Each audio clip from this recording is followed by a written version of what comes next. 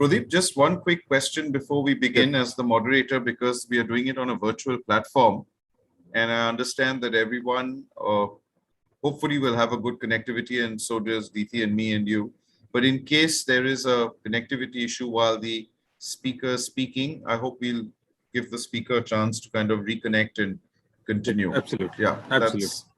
Because this is something that they don't have in their control. Yes.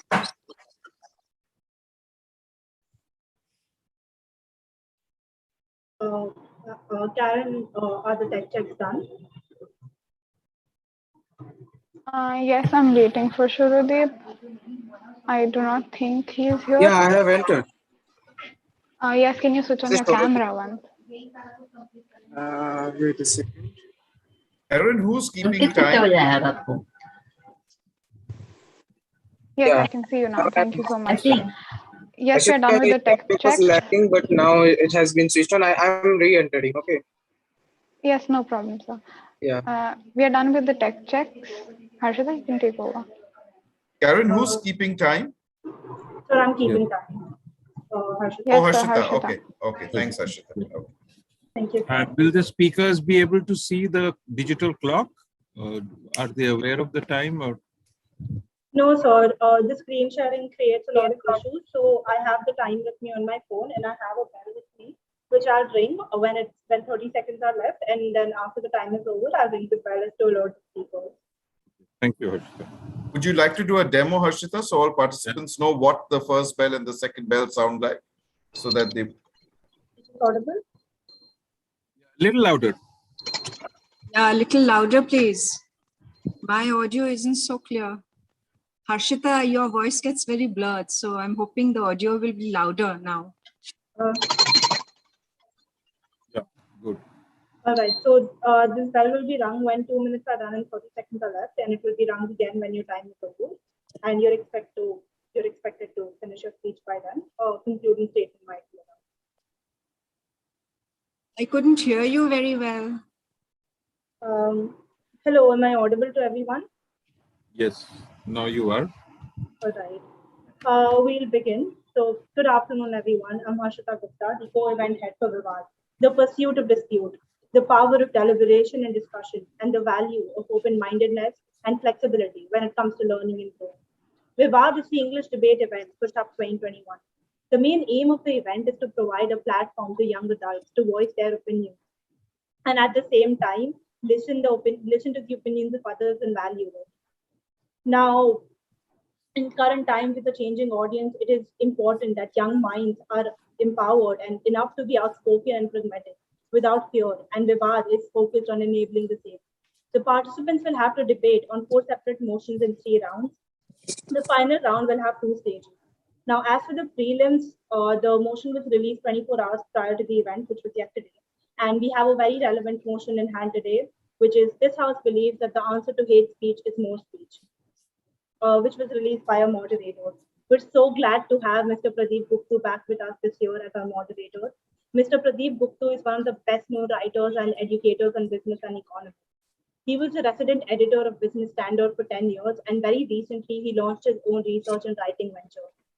He's the founder secretary of the liberal think tank Bengal Initiative, which is of course based in Kolkata. Alongside, he devotes a considerable amount of time motivating young debaters as one of the founder trustees of the very well-known Calcutta Debating Circle. He has over 500 articles published in the Economic Times, the Business Standard, and Kolkata Week. He has also authored several books. The latest is a Government in India publication, which is also now available in Flipkart, Atiti Devo Bhava. He's also a keen social worker, and he's been that for over 30 years through his Rotary Club of Calcutta Inner City. We're so glad to have you back with us, sir. Over to you, Akanksha. Thank you, Harshita. Good afternoon to one and all present here. I would like to introduce the judges for today. Our first judge for today is Ma'am Diti Sen. She is an independent writer, author of 2 books, and a blogger. She did her schooling from Loreto House and her graduation from Loreto College. She has written for multiple publications on a wide range of subjects, including profiles, interviews, interiors, lifestyle travelogues, reviews, etc. since 1989. Her first book was a children's book titled The Two Friends, published by Orient Black Swan in 2008.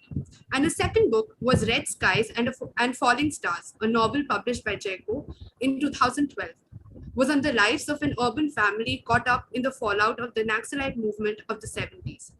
She's now involved with her blog, Kolkata Lifespin, at her own WordPress account, which is named as Diti Sen at wordpress.com, which focuses on presenting Kolkata and India-oriented subjects in entertaining, informative, and personalized ways.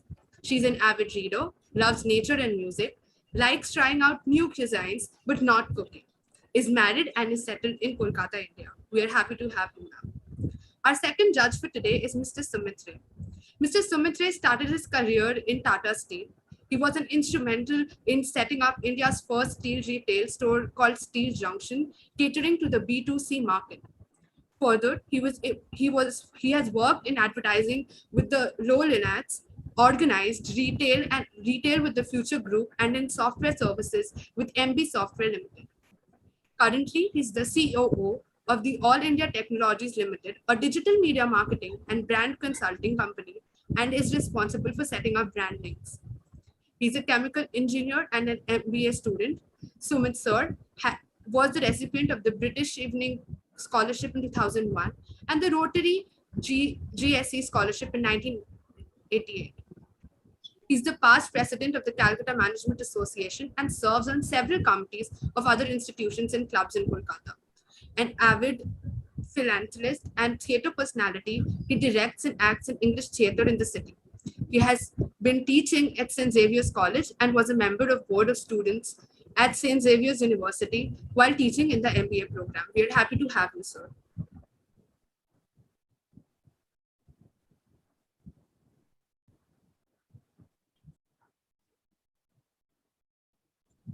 Harshita, we can carry on.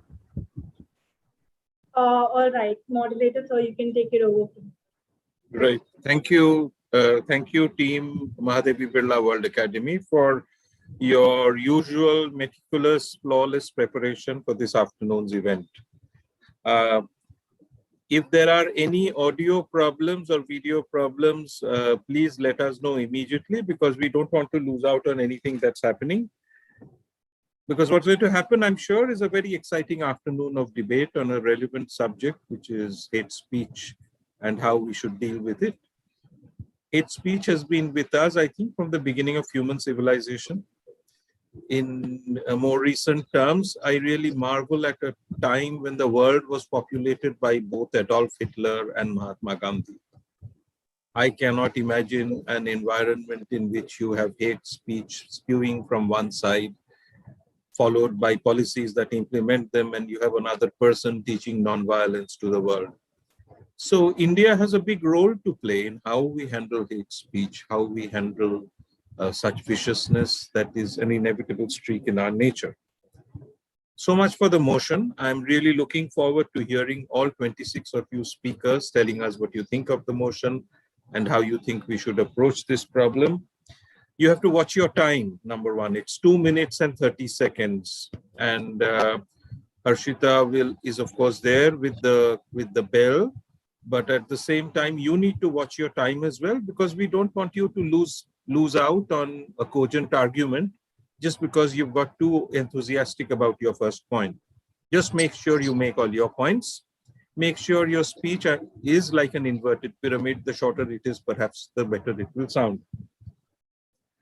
Second, when you are delivering your speech, dear speakers, try to keep your video on.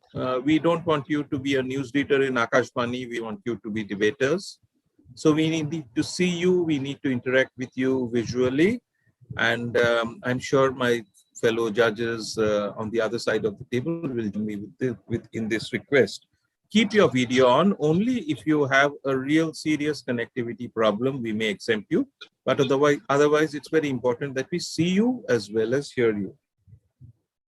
So it's over to you now. Inform us, agitate us, entertain us, persuade us. Make sure that the judges give you high marks.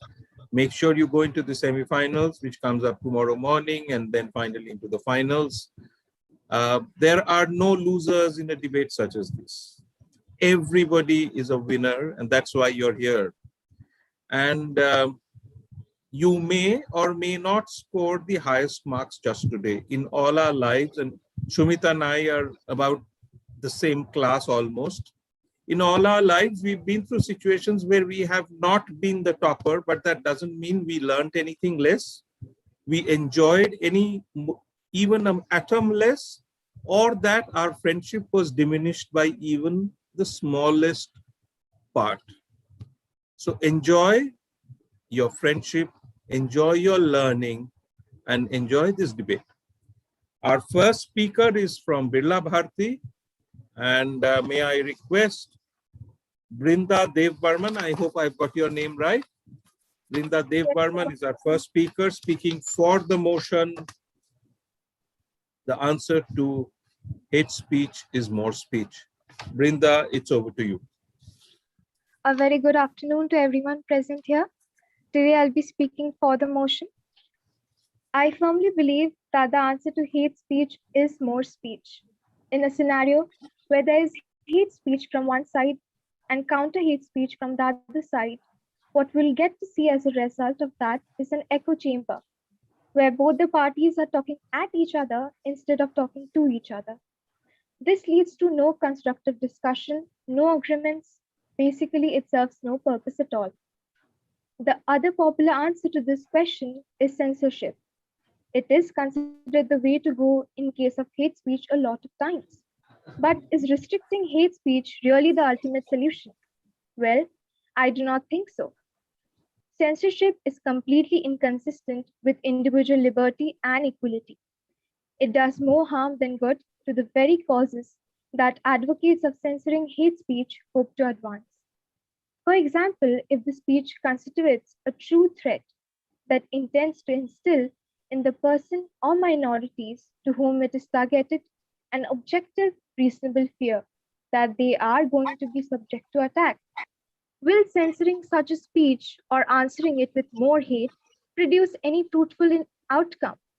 It will only catalyze violence, create a scope for intolerance that eventually ensues physical showdowns, riots, and bloodbaths. Complete ban or elimination of hate speech is also not possible. But what we can do is letting the speech be announced and then counter it with reasonable speech. Exceptional situations exist, but in situations where it can result to general disruption in society or indirectly indicates of violence, we should react with greater sensibility and sensitivity, accompanied by a rational speech, of course. This is the true sense of freedom of speech to me. Thank you. You have 30 seconds left. Right. Yes, and we are not having questions, right? So we'll pass on to the first speaker against the motion from Birla Bharati. That's Zareen Sarfaraz. Zareen, can I see you? Yes, I can. Yes, sir. So Zareen, it's over to you. 2 minutes and 30 seconds is what you have to convince us that your colleague was not right. Do you all remember how Donald Trump got more votes in 2020 than in 2016, even though he made a series of hate speech while he was the president? Do you remember how, in spite of being countered by Biden, Obama, and millions across the globe, there were millions still yet rooting for him? Good afternoon. My name is Zareen Sarfaraz from class 11 Birla Bharti, and I am going to speak against the motion, answer to hate speech is more speech. The hordes of criticism not reducing the popularity of the orange clown last year is probably enough to show us how more speech against hate speech doesn't cancel out the hatred in itself. Almost a century ago, American judge Louis Brandeis passed a judgment on the First Amendment of the Constitution saying the only way to counter hate speech is more speech and not enforce silence. When 5 formulas of algebra you learned in the 7th grade were not enough to last you through 10th grade, why did you expect a doctrine that to passed by the Americans a century ago would be valid in practice now? The practice of more speech against hate speech has been in practice for so long now, but it still hasn't given us any fruitful results. Because frankly speaking, why do you think you trying to explain why Modi is playing fancy dress secularism to a hardcore bhakt who keeps asking, if not Modi, then who, is going to make any difference in their thought process. More speech cannot possibly stop hate speech, as it causes more angered citizens and political tensions. If someone in front of you tells you that all people of a certain race are violent, or people of a certain sexual orientation are disgusting, you, as a logical and sane person, would be offended, right? And compelled to snap back at them. But where is this discussion leading us? Nowhere. Counter speech doctrine used to be a possible solution to hate speech. But you tell me, standing in 2021, instead of banning what was considered intolerable in the public debate, how broadening the debate with people about certain ideas that should not be challenged helps at all? Thank you. Thank you, Zareen. Thank you, Zareen. I was really wondering when we are debating a motion like this, when an incorrigible man with golden hair would turn up in the discussions. And I'm very glad that it's turned up within the first 3.5 minutes of our debate. But I understand you have a very, very forthright and forceful viewpoint that it's a doctrine that is not relevant because it's an old doctrine. Maybe it doesn't work in the 21st century. I, for one, as an individual, may sincerely pray that you're wrong, but I have an open mind. I'm willing to listen to both sides. And to present the other side once again is Disha Agarwal from Birla Divya Jyoti School. Disha, can I see you and hear you? Yes. So yes. Disha, it's over to you. Please start. Greetings to the House at large. This House believes that the answer to hate speech is more speech. I am Disha Agarwal and I'll be speaking for the motion. Defining the keyword first, that is hate speech. It is defined as a speech which is abusive or threatening, expressing prejudice against a particular community or group on the basis of race, religion, caste, etc. In short, the speech which promotes hatred is known as hate speech. The answer to hate speech is for sure more speech because, ladies and gentlemen, fists and swords can never be the answer. Because violence, ladies and gentlemen, can never be the answer. A better response to hate speech is to counter it with a positive one. There can be a legal approach towards it, but it is often clashed with freedom of speech. Hate speech marginalizes a particular group or community. It displaces them both mentally and physically. And with a counter speech, one provides a different viewpoint and explains how the speaker was wrong.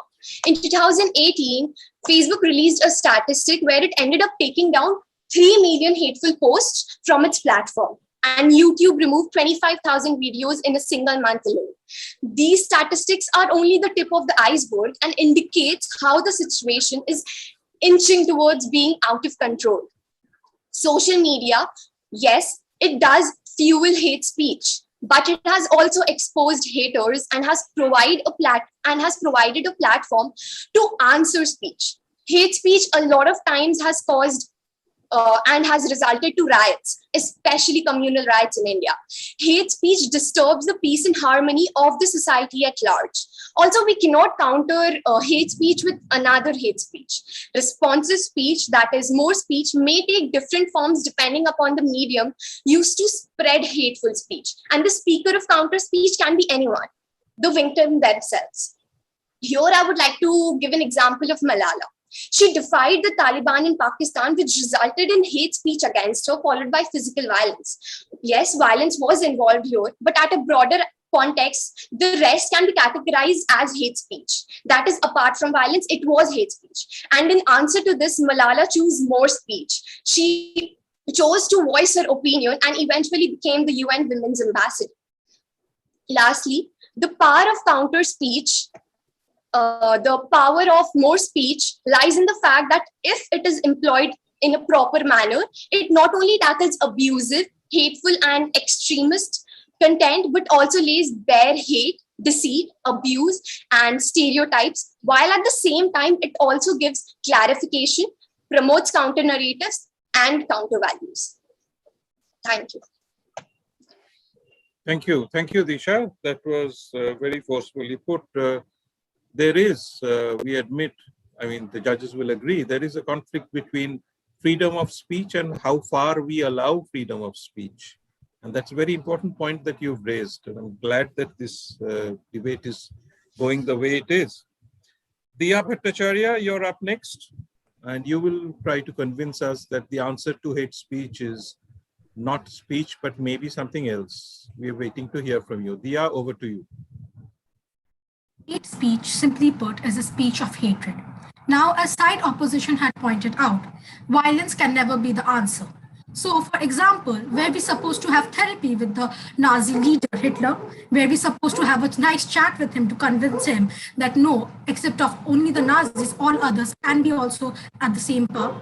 Good afternoon, everyone. This house does not believe that the answer to hate speech is more speech. In various social media platforms, we can view various kinds of hate speech, be it bigoted or sexist or any other. And underneath them, we can view the comments of the people of this free speech, explaining some of them trying to change the viewpoint of the person, or some of them being angry at the person. Some of them even just ignore them, and it takes great willpower to sit silently and then to hate them. But at the end, what does happen? At the most, the post is taken down or the account is suspended. And what exactly does it do to the person who is spreading the hate speech? They don't stop. Rather, it pleases them that they were able to rattle the people they dislike, and then they have more fun in spreading the hatred. So a cycle begins. A person spreads the hatred while the other tries to reprimand them. This endless loop brings justice to the point that the answer to hate speech is not more speech. So what exactly is the answer to the end of hate speech? Truth be told, there is no answer. We humans, all of the same constituent in reality, are all different, which makes us unique. Some for the better, some for the worse. Suppose in a very religious family, a child has a different sexual orientation than the one preferred by their parents. Now, no matter how much therapy does the child go through, their sexual orientation won't change. And no matter how much the child tries to make the parents understand that it's okay to love someone else rather than the expected norm, they won't understand. Because of which, all over the world, many children get kicked out in the cold streets without any support from their families. Some are expected to, some governments are there helping them out, but at the same point of time, we can see in the various parts of any country, children sleeping out in the cold because of a simple thing, their sexual orientation. At the same point of time, we are not talking about some huge action because changes can't be done fortnight. But at the same point of time, we can change the base of any foundation. A person's childhood is the thing that builds their belief system. As a small child, they absorb their surrounding and they learn the beliefs of their elders, sometimes making it their own. And as they step out in the huge, big, bad world, their belief changes, but sometimes the belief remains the same for the better or for the worse. Now, what exactly can we do to change such a belief system? For example, changing school policies, small policies such as being more open-minded about talking about sexual orientation and having sex education classes in any schools in India is a huge point. Because in India, something about sex is just not accepted. Even in a biology class, we may have to skip the chapter sometimes in villages which time is over. I would like to end my speech with actions are louder than words. Thank you. Thank you, Diya. That was quite a punchline, actions being louder than words. But I'm impressed with all our four speakers because of the extremely mature way you've all handled the very mature aspect of hate speech. And I'm sure we'll see more of this. Our third school today is BDM International. And speaking for the motion will be Vedika Biswas. 2.5 minutes, Vedika, please mind the clock. Vedika, over to you. Good afternoon, judges and teachers. Today I am here to express my views for the motion of the given topic of the debate. I would like to start that, as my worthy opponent said, that changes cannot be brought fortnight or overnight. It cannot be there. But today, nowadays, we are talking about feministic views. We are talking about LGBTQ community. These all are like, we have evolved so much. At one point of time, they were considered offensive to a lot of people. But that did not stop us. the feministic point of view right now that we are discussing, somebody has written that, has introduced that concept to us. Many people found it offensive, but now we are talking about it. If women did not protest, if women did not raise their voice against, for their voting rights, maybe we still wouldn't have given the right to vote. So I would say that society evolves by creation, by creativity, and by art. And art and creativity should not be confined or restricted. And as childhood, like since child, we all are born and brought up to believe that we are free to express ourselves. We have the free to express ourselves, but people also have the right to choose. If a person, if a person's 30 seconds left. Okay. If a person's point of view is not relevant to another person, that person, might or might not believe. That is his or her choice. That's what I'm going to say. That's all. Thank you. Thank you, Vedika. I think the point that I like greatly in your speech is the fact that, the point of time, what was offensive a little while ago, some years ago, perhaps in our youth, is now part of our normal conversation and our interaction, and we discuss this in public. That's an important point to make, because time is, after all, one of the great things that impacts social discourse. So Shouradip from BDM International, you're going to speak against the motion. Yes, sir. And please start. And Harshita, your bell needs to get a little more energy. So, because I couldn't hear it this time. In fact, I also couldn't hear, to be honest. So Harshita, can I request you to, or just get a thick fork and a glass, an empty glass, and ring it for us. That will also do. No, just okay, joking. Your choice. Tomorrow I'll do it verbally. Yeah. Right. Shouradip, please start. Yes, sir. Yes. So good afternoon to all present here. I'm Shouradip Paul of BDM International, and this is my stance against the motion of the House, which believes that the solution to hate speech is answering it with more speech. So by now, we all know what hate speech is and why is it harmful, thanks to other fellow students who have already spoken before me. So without getting into that, let me just condense hate speech into two features rather, that would summarize the same. That is, it incites people and it causes violence. Surely anything that causes violence should be restricted. I think we can all agree with the fact that all statements can be refuted and debated upon, except in case of objective truths. This is the pursuit of debate. Any statement against hate speech can be disputed upon, regardless if the stance is constructive argument or baseless clamor. Taking the example of newsroom debates, we have all heard of newsroom debates, we have all seen them in TVs. Have they ever ended up in providing a conclusive statement? Do participants of any debate room ever led to the change of opinions of each other? In this meeting, cyberbullying is condemned upon. Cyberbullying is also a form of hate speech, but we cannot use our time and effort to counter it, can we? We thus need to restrict speech. So this is my argument against the free speech stance. So in my opinion, speech that can incite communities against each other or against the foundation of the state, create violence and nuisance, threaten minorities, and disrupt public harmony should be regulated and censored. Even though the United Nations prescribes for more speech against hate speech, we cannot possibly change the opinions through debates and deliberations, as I have already proved. Any such attempt will lead to time waste when violence created by such comments can go out of hand. A person is bound to believe what they want to believe because everyone has their own biases. So my answer, yeah? 30 seconds left. Yeah, sure. So the answer to hate speech is speech restriction rather than counter argument through more speech. This is my stance, and hence I conclude. Thank you.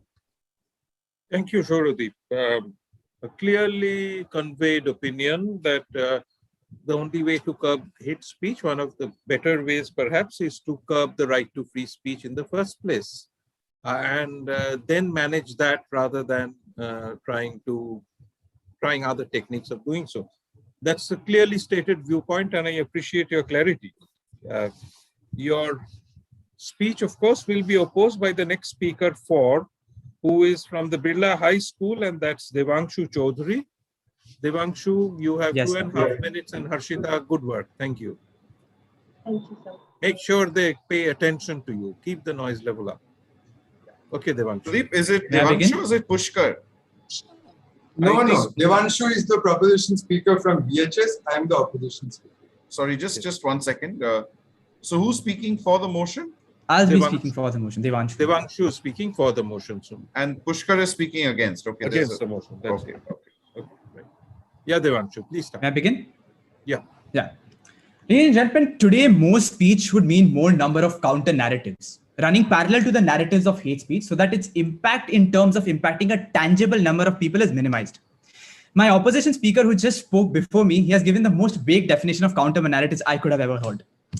Why counter speech is the most efficient response to hate speech is because it is one of the most healthy and optimistic approaches to hate speech. The opposition will try to convince the House that proposition is not taking into account all levels of hate speech and that more speech is not an efficient approach. But ladies and gentlemen, at the very onset, let's understand the fact that if force, law, protest, or any other form of agitation was the most efficient answer to hate speech, the international organizations also mentioned by my previous speaker, like the United Nations, which work at the global levels, tackling all levels of hate speech in this case, would have never talked about convening relevant actors and establishing partnerships with new and traditional media to address hate speech narratives and promote the values of tolerance, non-discrimination, pluralism, the freedom of opinion and expression. Thus, it is an acknowledged fact that education and more speech is the most robust answer to hate speech. Let's look at the narrative of the LGBTQI community ruining Indian values given the presence of a significant number of traditionalist and orthodox people. In this case, it has to be ensured that truth and real perspective comes out through counter narratives, through maximum number of social media outreach, seminars, publications, etc. And why is that so? To propagate actual reliable information against what hate speech is trying to relay to the society in general. And why is it important, ladies and gentlemen? It is important because the success of hate speech lies in the fact that it goes unresponded to. For example, it often happens that victims of hate speech create their own echo chamber and don't actually engage with people propagating hate speech. This is why hate speech exists, leading to polarizing populations and political classes. Protest and force, ladies and gentlemen, in general, is meant to antagonize the opposition and coerce them into making a meaningful change. Here, it won't work because of sheer numbers, ladies and gentlemen. Let's take an example. The right wing occupies a significant population in terms of actual number of people who are most likely to vote for them. So the only chance of making meaningful, long-lasting change in society is to engage with them with voluminous and meaningful speech as to what is correct. Because otherwise you are just going to create brackets of an entire section within the population who believe in a particular ideology and therefore alienate them in terms of not engaging with them. This is why, ladies and gentlemen, no meaningful political change would ever be possible because they constitute an enormous number. Therefore, without getting them on board or at least getting them into an agreeable position in terms of them at least trying to understand your perspective, no amount of political action is going to happen at the end of the day. Thank you, ladies and gentlemen. Thank you, Devanshu. Thank you. Very forcefully put once again. It's a valid question to ask. Is there any better form of persuasion when you are running to hate speech? And Shoradip, I'm sorry, I wish we had a counter questioning model here where the two of you could spar about. Yes, sir, I am dying No, Shoradip, but that is not allowed. Yes, sir. So the speaker against the motion is Pushkar. But I'm sure you'll have your private debate, and if you're willing to have me in as a listener, I'd be happy to participate. Sure, sir. So, yeah, Pushkar, over to you. I'll begin. Well, good afternoon, everyone. Tolerance is a very paradoxical concept. An open society must be intolerant of intolerance, lest its capacity to be tolerant is negated. We may live in a very privileged bubble, talking about the importance of discourse, but ultimately, at the end of the day, that won't prevent mobs from lynching innocent citizens or storming the US Capitol for that matter. The issue is hate speech isn't just speech. It leads to actions and consequences as well, which we must deal with. Today, the proposition has a very big burden to prove that just more speech can deal with the consequences of hate speech as well, that it is a total solution. What is creepy about the word total? That it is the first 5 letters of the word totalitarian. And that's what will happen if we don't tackle this menace of hatred with stridency, and history is a testament to this fact. We have had my preceding speakers talking about individual liberty and equality. Well, all rights must be balanced with each other. No right is absolute. Even the First Amendment in the United States doesn't protect speech that directly incites violence under the Brandenburg versus Ohio State judgment, for example. So rights are not absolute, and this is something which people who are harping on about freedom of speech must realize. Let's look at state-sponsored hate speech, for example, which is very difficult to counter, whether it be Saudi Arabia still teaching hateful content in its textbooks, or Milosevic and other actors inciting people to ethnically cleanse Bosnian Muslims during the Bosnian War. Is more speech in negotiation going to solve that? The very fact of the matter is that in such cases and in other cases of repression, we use sanctions, we use military intervention. That's why the United Nations exists. It's not just to talk, it's also to intervene if the situation demands. Referring to our moderator sir's invocation of Gandhi and Hitler, it wasn't Gandhi's letters to Hitler that ended Nazism ultimately. He repudiated them and didn't bother responding to them. It was the military might of the Allies. What we must realize is that when it comes to hate speech, it's not a monolith. It's a multitude in itself. So when dealing with the multitude, our exact answer must be proportional to that.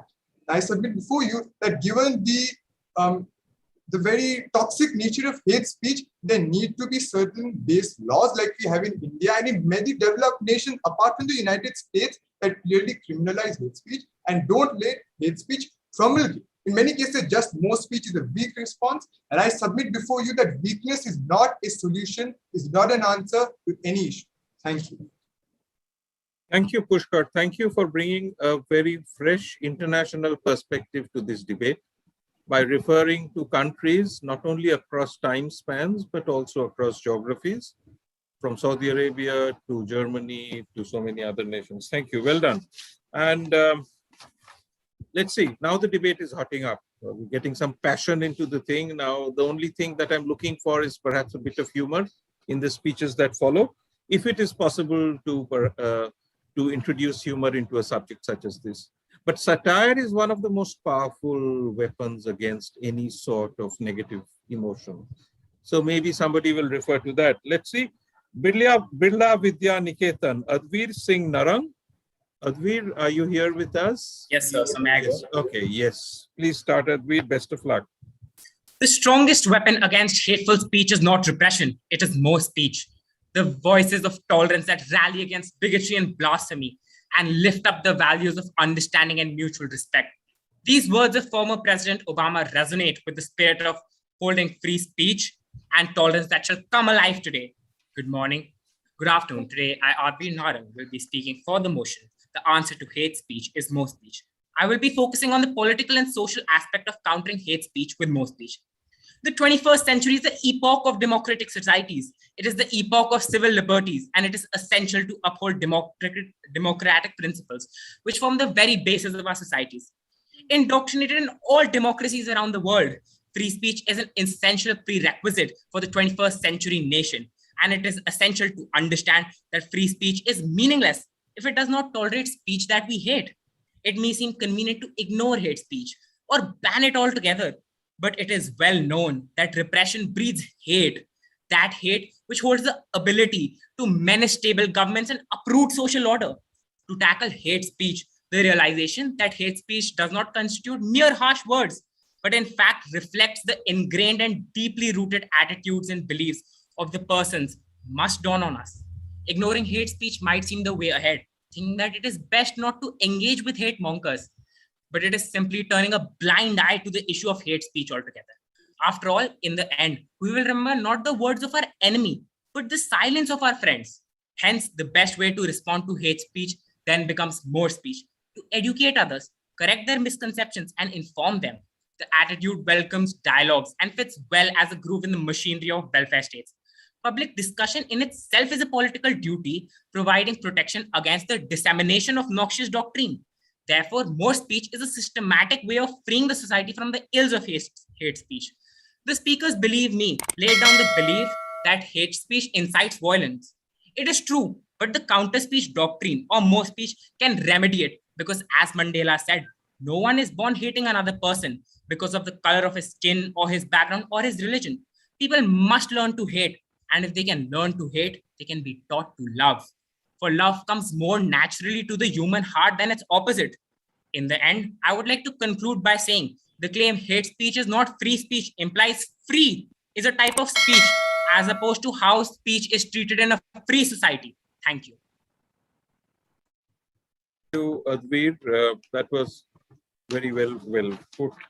You know, the silence of your friends. Now, just because your friends on this debate are silent doesn't mean they either appreciate you, but it doesn't mean they agree with you either. I'm sure you have a lot of people who disagree with you terribly. And let me give you an example. None other than Arushi Singh will now disagree with you in a very civilized fashion. Arushi, over to you. Thank you, sir.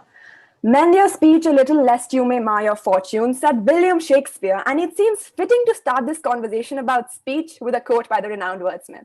Let me first define the ambit of this debate. This is not a debate about the laws that deal with hate speech or even the government.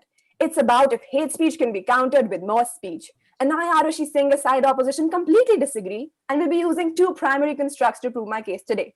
Talking about cases of moderate hate speech. In today's polarized and sensitive world where self-righteousness often trumps nuance, speech made by blind fanatics hiding behind their mask of anonymity does not need to be substantiated with replies. Every question does not require an answer. Not only does replying to it give the hate speech recognition and increase its value by deeming it worthy of time, attention, and effort, you make it infamous. When a statement becomes a conversation, it garners a lot more attention than it should, doing more harm than good to the people in question. I mean, some hate speech is made just so it can be talked about. To choose not to engage with a low-cost mind is to know which battle is worth fighting for. Plus, you want to counter hate speech with what? More hate speech? My previous opponents, Brinda and Devanshu, said that counter speech is a good option in public, and the fact that when provided with two different, educated opinions, citizens get both points of views. I don't think they understand that the key word here is educated, both in the cases of the speaker and the listener. Mostly hate speech tends to be vulgar, crude, and personal, and this is what appeals more to the uneducated and backward sections of society, who do not have enough knowledge to even deduce what the discussion is about. And while the mobs, they tend to see what they want to see, and have already made their opinions, and trying to convince them otherwise will in most cases fall on deaf ears. Which takes us to my second argument. In the cases of extreme hate speech, maybe in a developed country like the US or even Europe, open debate should be encouraged. But in a country like India, where the literacy rate is only 70%, it's not unlikely that the poor will believe whatever is said and get swayed by the statements made, thus inciting violence, especially when their lives revolve around religion and caste, which is the premise of most hate speech today.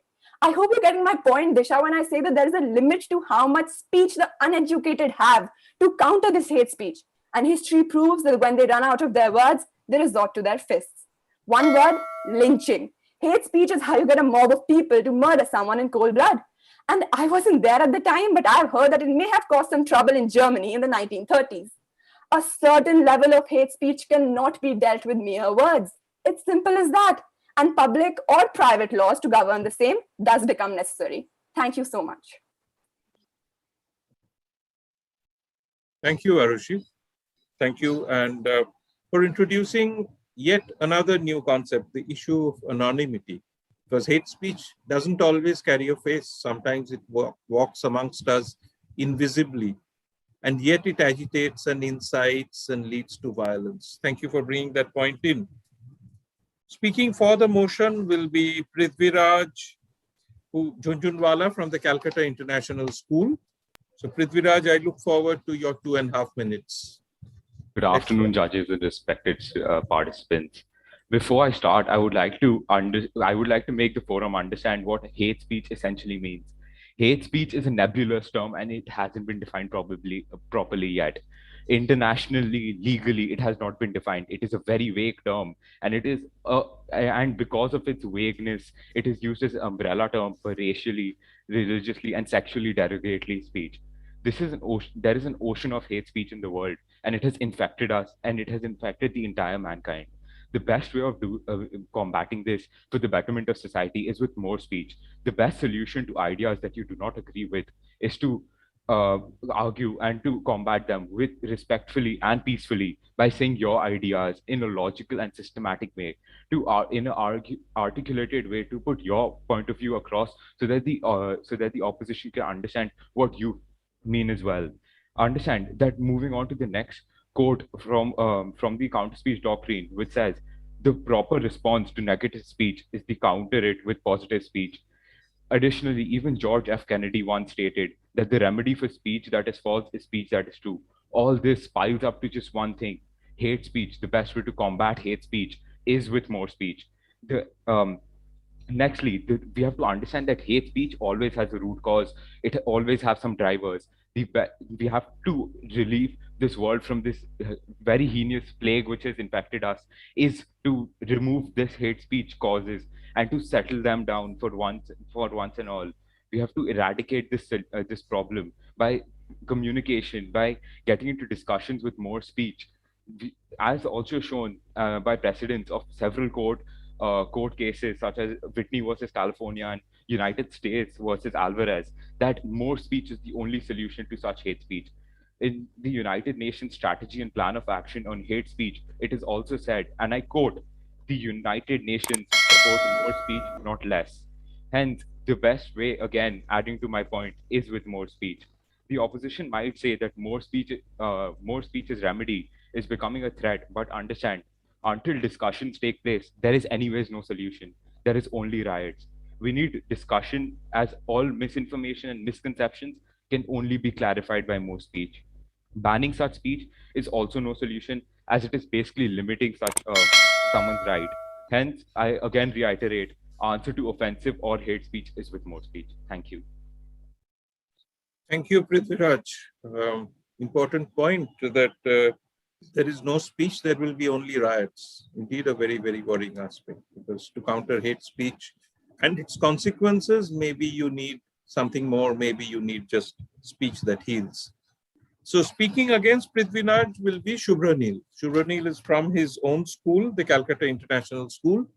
So Shubhranil, over to you, 2.5 minutes. Good afternoon, judges and esteemed panel. Hate speech may not have a legal terminology, yet it is true that speech wishes to harm individual mentally and physically. There are many fallacies people overlook when talking about adding more voices to suppress hate speech. Seeing this, how can someone be granted the freedom to express themselves at the cost of others? Like in the case of the storming of the Capitol building.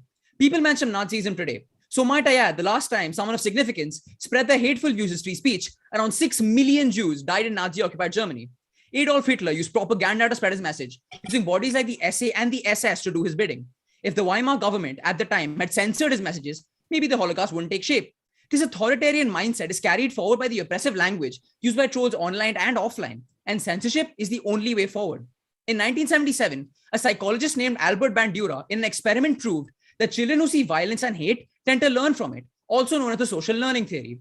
This single-handedly proves that without wide-scale censorship by the world over, the future generation will be exposed to hateful speech, and it would be next to impossible to change the mindsets of these young individuals on the internet, similar to how higher prison populations decreases crime by 40%. If our goal as a society is the constant pursuit of logos and candor, we should all know that individuals are not always outgoing, extroverted loudmouths, yet they still might be able to give insightful information if the decibel level of the argument is brought down and made less intimidating. Reducing the amount of speech to get more rounded arguments, which showcase both sides, is what democracy at its ends stands for.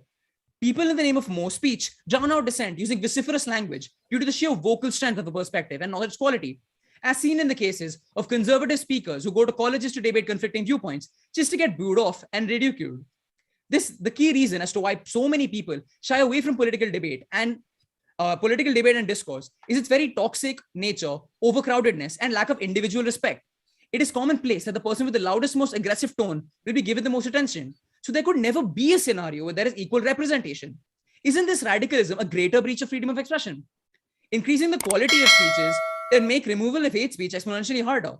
Many hate speakers in the United States, for example, use the First Amendment of their constitution as a defense mechanism. However, they forget that the freedom of speech gives them no right to offend. It only gives them right to criticize. This is further consolidated by the Chaplinsky versus New Hampshire case, where the verdict clearly states no person shall address any offensive, derisive, or annoying word to any other person who is lawfully in any street or public place. Now, people in this house talk about counter arguments and counter speech doctrines. But what they don't realize is the propagation of the Streisand effect, which is the accidental publication of information in an attempt to remove a piece of information.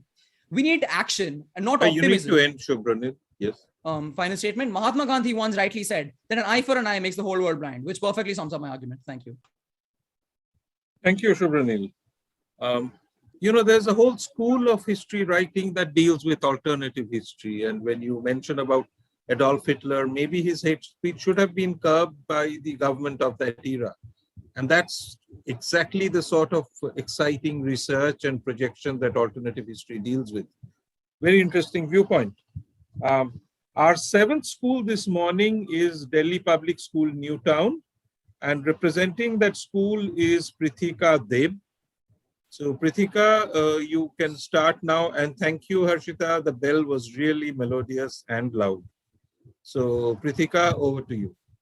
Supreme Court Justice Louis Brandeis wrote, "If there be time to expose through discussion the falsehood and fallacies to avert the evil by the process of education, the remedy to be applied is more speech, not enforced silence." Counter speech is a tactic of countering hate speech by presenting an alternative or the said correct narrative rather than censorship of the offending speech. Through a passed on collective cultural consciousness, we learn through various means what is wrong and right according to the social group or site we belong to. It teaches us to conform to the norms of society. We have observed, ladies and gentlemen, across several social media platforms, successful counter speakers who label tweets and rightfully label them as hateful, racist, bigoted, misogynist, and speakers who do not perceive themselves as these said terms, for example, are often quick to alter such tweets and such speeches. It initiates a change in their thought process. Where does your legal system initiate a change in the thought process, the generational thought process? When counter speakers are able to transform hateful exchanges into civil, sustained conversations, those involved become less hateful or extreme over time. Counter speech presents a faster, more flexible and responsive way of dealing with hate speech without necessarily resorting to legal remedy at the first instance. It is more direct, more personal, and can be employed in any language. We have seen support coming from all across the world for different countries. Thus, it is a universal strategy that can be adopted and is not limited by lingual and cultural barriers. Even after banning hate speech, the idea which inspired the hate is still alive. Such a conundrum can be efficiently resolved by debates, by discussions, by counter positive speech, which we are able to offer through the motion which I am fighting for. In India, legal prohibition of hate speech becomes a dangerous endeavor as it results in the infringement of freedom of expression, which could have adverse effects on the political awareness and expression, legitimate criticism and scholarly analysis of religion, humor, artistic expression, etc., etc. Second, when you make someone a criminal for hate speech, it makes him a sort of martyr amongst his like-minded community. You're giving him legitimacy, you're giving him a platform. Third, since there is no widely accepted definition of hate speech, as Prithviraj had mentioned in his speech, it gives far too much leeway for the law to be selectively enforced. Misuse of these laws result in absolute prohibition in the name of restriction. As stated before by one of my worthy who was speaking on my side as well, counter speech enables to not only expose hate, disease, abuse, stereotypes, but in the same instance provides clarification, promoting counter narratives, counter values, bringing diverse groups together by shared experiences. Ladies and gentlemen, at times it seems most tempting to censor speech, to call for the censorship of speech, but we must remember the words I began with: more speech and not enforced silence. Thank you. Thank you. More speech and not enforced silence. I'm sorry we had to enforce some silence on you because you've run out of time. You were doing fine. Next time, perhaps we'll give you a larger pedestal, a louder mic, a little more time, speak for 5 minutes. But that's another day, Prithika. Speaking against you will be Arunav Ghosh from the Delhi Public School, Newtown. Good afternoon. Sorry, should I begin now? Yes. Yes, you're doing fine, Arunav. Proceed. Good afternoon, esteemed judges and my peers. Today, I would like to start my speech with the fact that we suffered an unfortunate loss in the hockey match today in the Olympics against Great Britain. What perhaps, in my opinion, is even more unfortunate is that our star striker of the team, Vandanya Kataria, and her family had to face caste-based abuse from her neighbors itself, who approached her house and started hurling caste-based abuse days before the match. This is exactly the point which illustrates the fact of why censorship or state prosecution of hate speech is required to preserve the dignity of individuals and groups in society and to preserve public order. I would like to begin my speech with first pointing out the mistakes or flaws in the side of proposition's arguments. The first flaw is that they have a misunderstanding of what freedom of speech means. they think freedom of speech means freedom from consequences of speech. If I were to start using yellow journalism and publish defamatory content about them and their families tomorrow in the newspaper, the talk of absolute freedom of speech would end right then and there. And they also seem to misunderstand why people engage in hate speech. It is not to have a dialogue, or it is not because they have a lack of awareness. It is a deliberate attempt to marginalize those who are already marginalized. This brings me to my first constructive argument. Who is hate speech directed towards? We have to account for history here. Hate speech is often directed towards the most marginalized sections of society who do not have access to civic society, dissemination of information through public mass media or a platform, and face testimonial and hermeneutical epistemic injustice, meaning persecution against their capacity as vessels of knowledge. People from these persecuted backgrounds should not face the mental and emotional burden of countering that hate speech. And hence, they also deserve the right to life and right to dignity that is provided to them by their constitution. Side of proposition says that there is no legally accepted definition of hate speech. Might be true at an international level, but we do have Prevention of Atrocities Act in our Indian constitution, and equality courts have been set up by this by the South African government in the past to deal with apartheid. What can we do instead? We have a number of effective measures at our disposal, from state-sponsored prosecution, public shaming, censorship, and deplatforming that can be used by the civil society at large to counter bigotry and hate speech. This can be utilized on the basis of the severity of crime.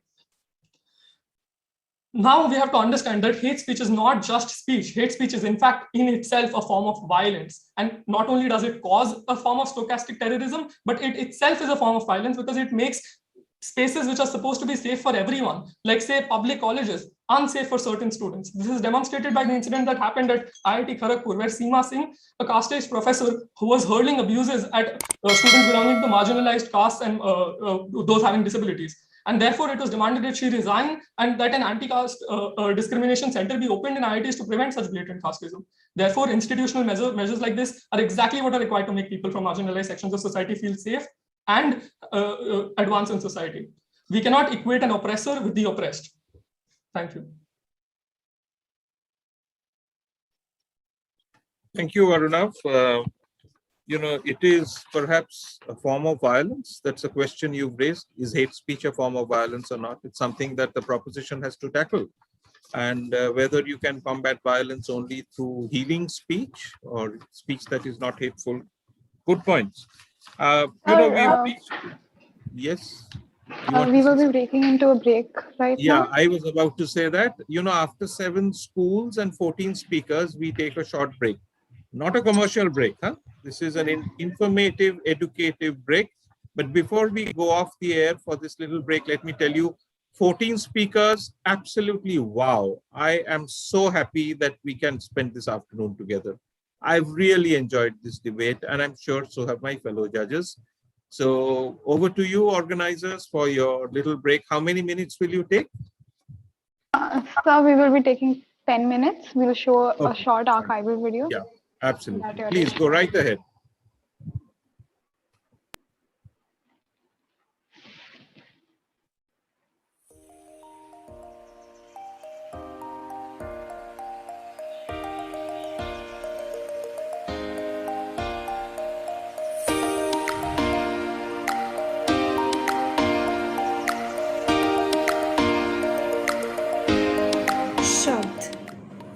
It is not just an annual fest conducted by Mahadevi Birla World Academy. It is honestly much more than that to the entire MBWA family. It is a feeling, an emotion that we experience when we conduct this fest. The journey of Shabd started from 2014, and we are still continuing with that legacy even today. Shabd stands out from any other fest because it is essentially an entirely student-led fest. However, this would not have been a practical reality without the constant, tremendous support of our mentor, Ms. Jayashree Mohta, our principal, Ma'am Anjana Shah, all the teachers, and the entire management. Shabd is meant to be multifaceted in terms of the linguistic capabilities, as well as a kaleidoscopic platform of competing brilliance from each and every stakeholder in the forum during action. We aim to make it a platform where diverse opinions are welcomed from the youth fearlessly. Shabd is therefore extremely close to all of our hearts as it teaches us to be more understanding and appreciate the effort involved. We nurture and care for it deeply because it is majorly a process of learning and not competing. We believe it is a process that helps the young minds greatly to improve their oracy, which is a must in today's world, and assist them in honing their effective communication skills.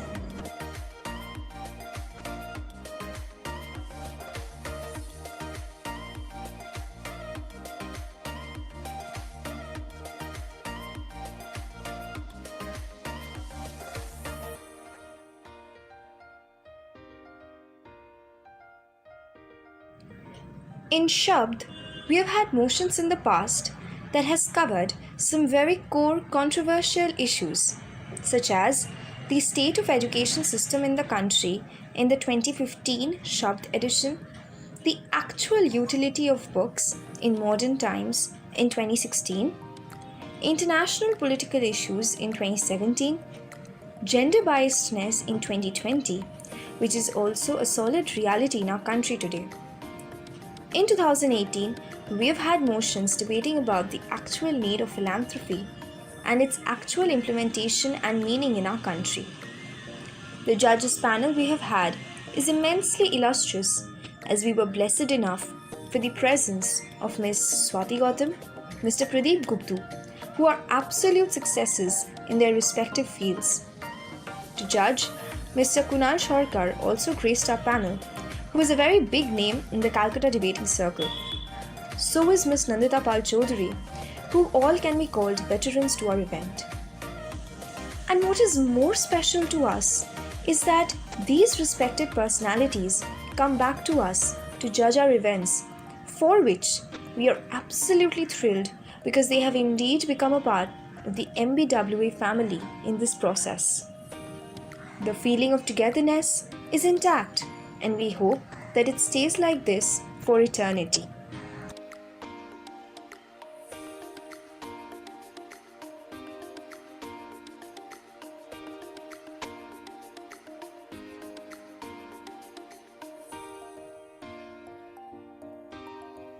Last year, we still did not let the spirit of Shabd die, even though everything went into complete lockdown and meant fighting against all the odds. It is therefore nothing but the constant backing up we get from our principal ma'am, vice principal ma'am, teachers, and the entire management that motivates us to not give up and be in a constant pursuit of bettering our best. The circumstances, although compelled us to switch to an online mode, we still did not let the quality and standard of the debate deteriorate. And this is why our school always leads the path from darkness to light. Tamsoma Jyoti Gamaya.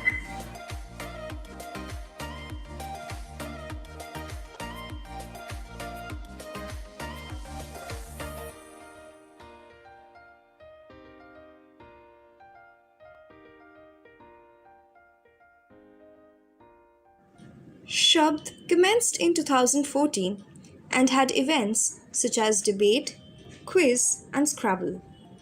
But as the years have passed, we have also tried to make Shabd such that it is in constant balance with the changing world around us. Creative learning is the very essence of Shabd, and that is why we have introduced vernacular events in due course of time to make the fest even richer. Shabd has grown a lot over time, and we are certain it will touch even greater heights in the years to come.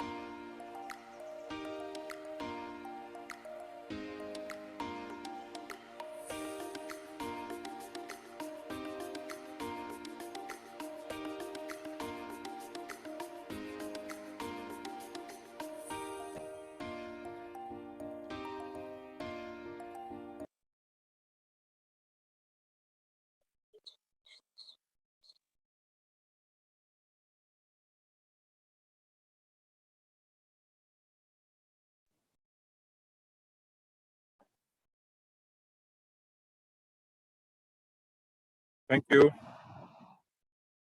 Are we ready to resume? Yes, sir. We can go ahead. Right. Thank you. Thank you, sir.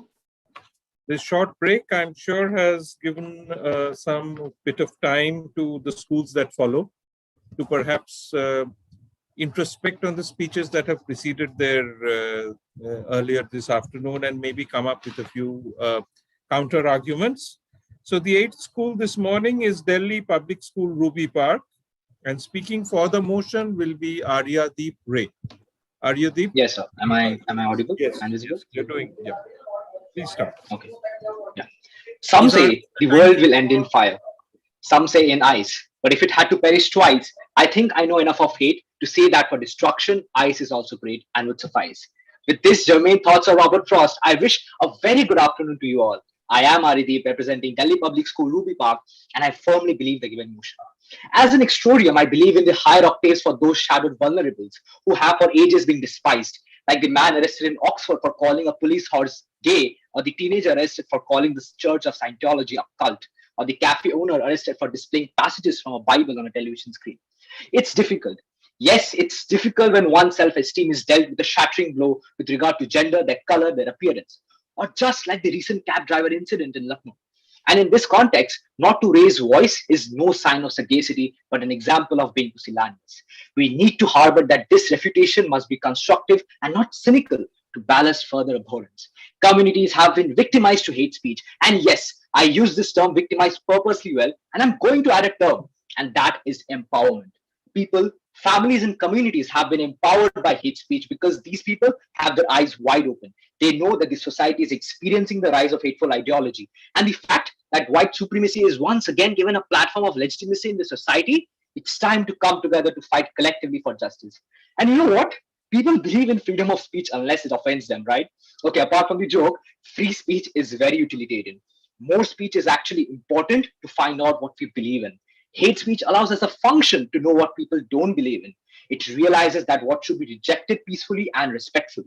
When we start to subjectively silence people because they embrace hate speech, all of a sudden we will get into a society that will look closely to the 1984 George Orwell, where we are going to be policing everyone's thought and speech. So the best solution to hate speech is more speech painted with the hues of peace, of ratiocination, of justice to carve a better society with scintillas of humanity.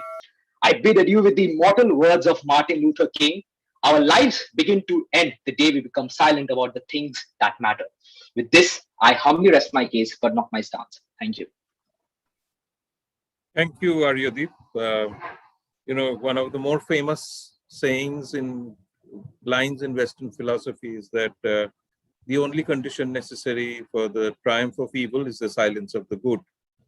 But then what we are discussing now is whether the abandoning of silence is good enough or whether we need to step beyond that. Well, speaking against Aryadeep will be Scarlett from the same school, which is Delhi Public School, Ruby Park. So Scarlett, over to you. We are most powerful when we are most silent. People never expect silence. They expect words, noise, and often a cantankerous situation to express refute with libation of words as a form of vehement criticism to express abomination. No response is a response, and it is a powerful one. Let us remember this. A very good morning to the honorable judges and to everyone present here. I'm Scarlett Sen, representing Delhi Public School, Ruby Park, and I firmly go against the given motion. It is reckoned that the most kosher form of protest is when we raise our voice. But it is not always true that an anti-eloquent speech is necessary to stir up emotions in people. As an answer to hatred, I believe, more speech is not the spectre that produces efficacy. Here, let us join the intrepid 1930 Dandi March, led by the father of our nation, as a powerful form of manifesting despise. The nimble feet followers of this great leader demonstrated that a strong form of objection can be roused by only two words, Vande Mataram. I take the canopy of a patriotic movement to prove my point, that a protest response is not always demonstrated by verbosity or by being prolix. Traveling to the present time, we see myriad protests by the lambent glow of the flickering candlelight. Trudging further on the topic, I take resort to the power of silence as an answer to my opponents, albeit not in this debate. I believe as students we should accept any hate speech or trenchant criticism as an impetus to introspect and prove that their tirades could not break us, but only help build us and provide us with the gumption towards amelioration.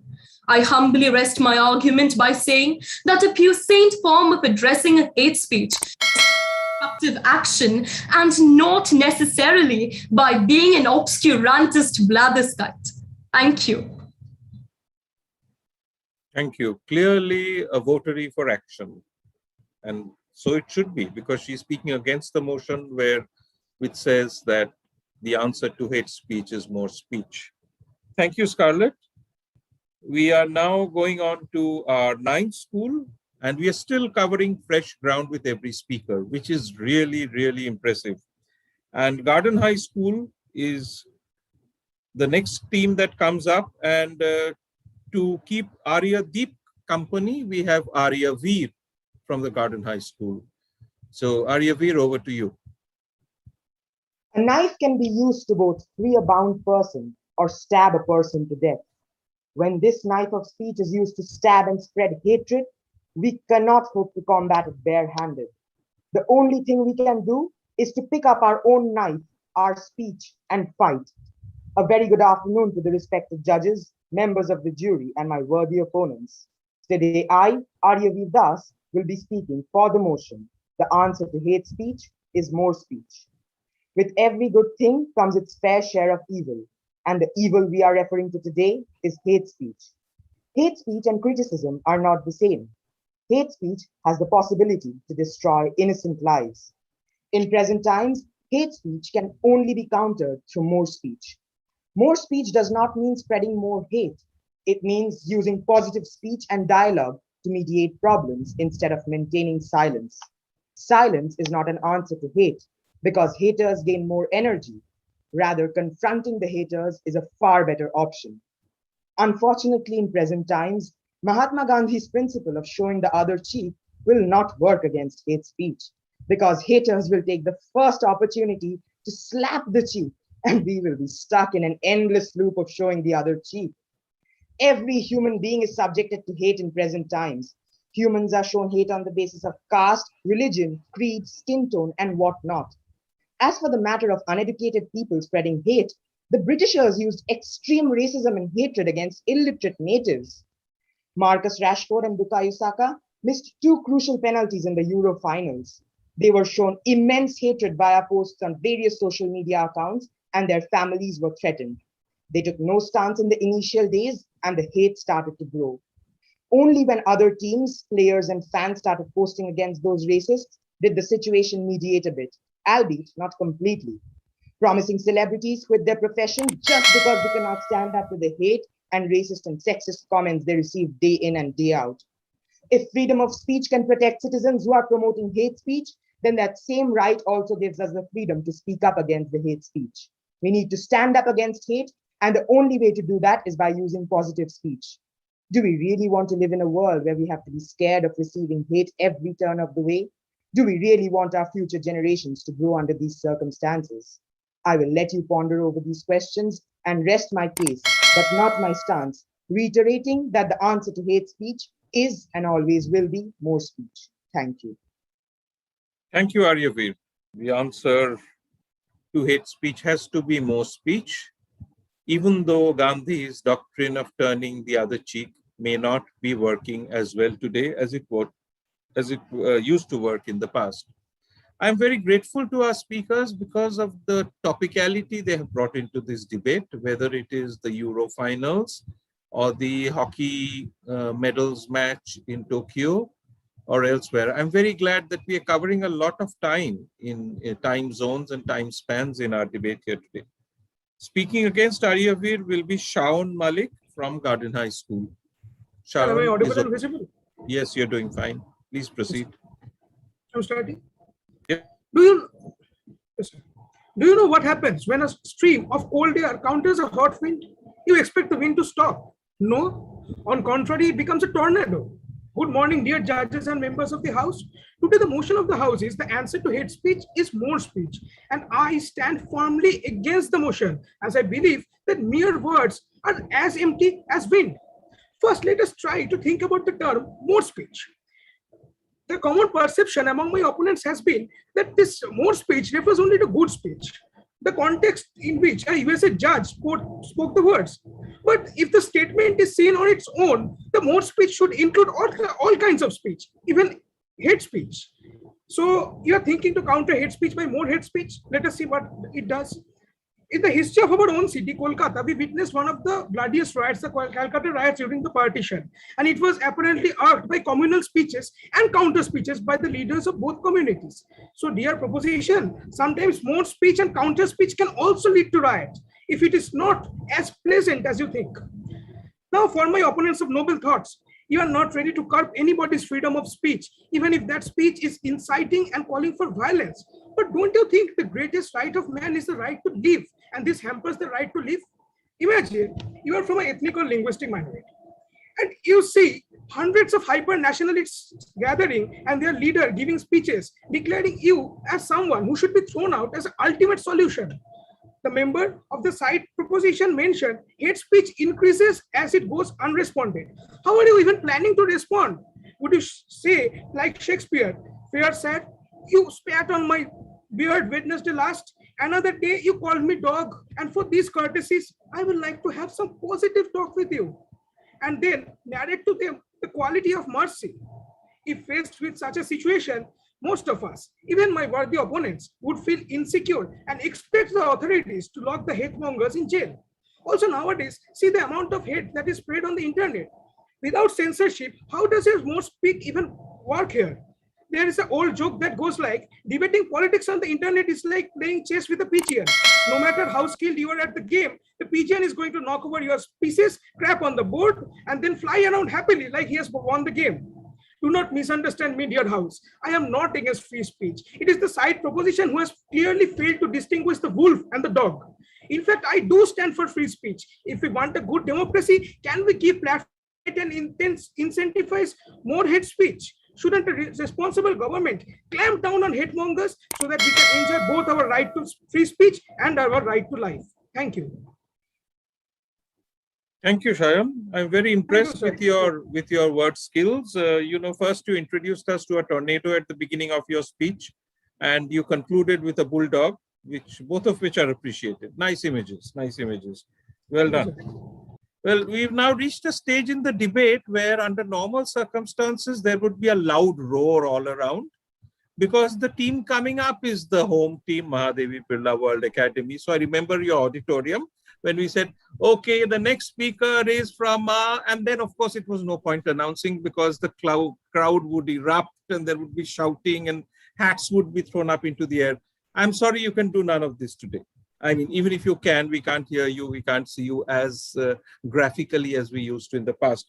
Nonetheless, Mahadevi Birla World Academy has to speak, and Samridhya Chatterjee will be speaking for the motion. Samridhya, don't look so tense. Enjoy this debate. Okay, start. May I begin?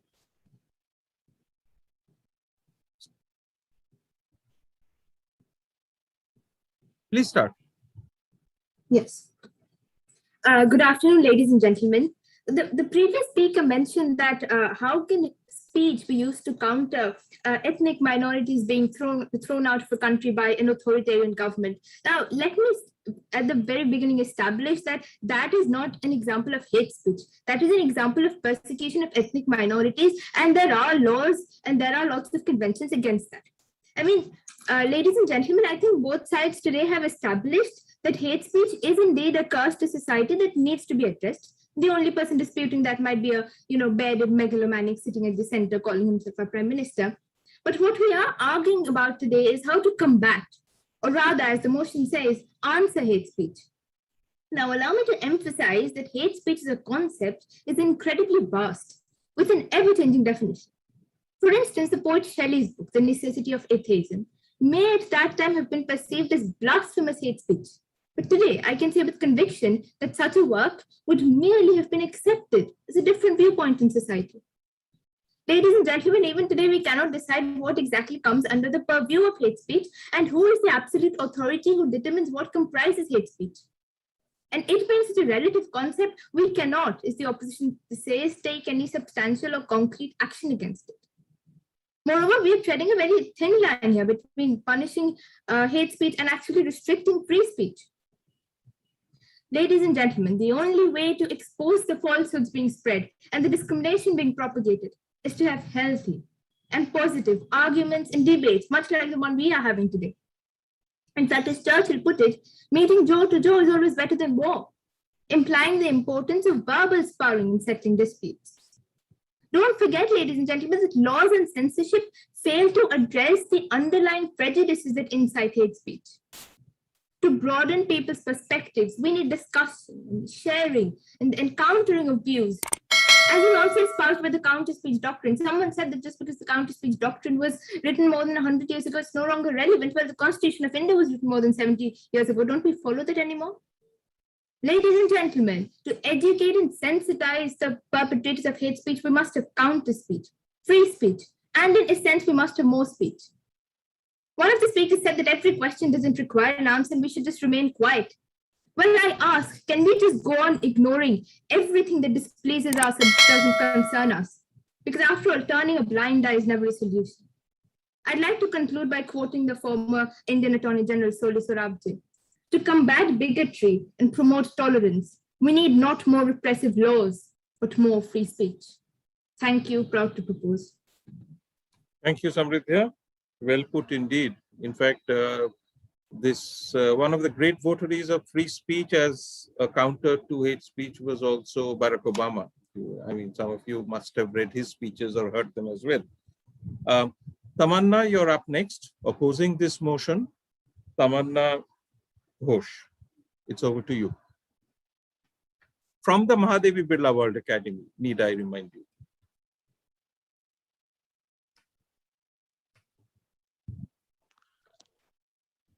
Start, please. You need to unmute yourself. Yes.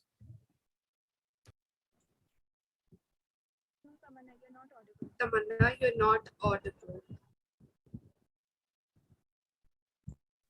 Tamanna, do the same audio output thing. Okay, we are waiting, yes.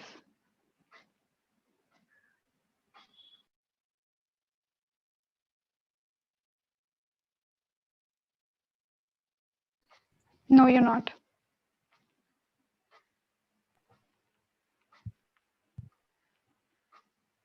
Try to go to settings and see the audio output. Zoom settings. No, you're not.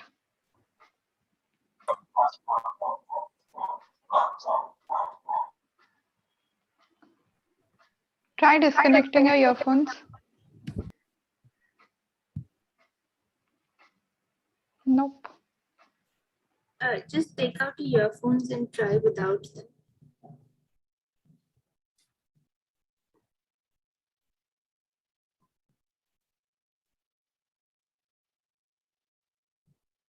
No.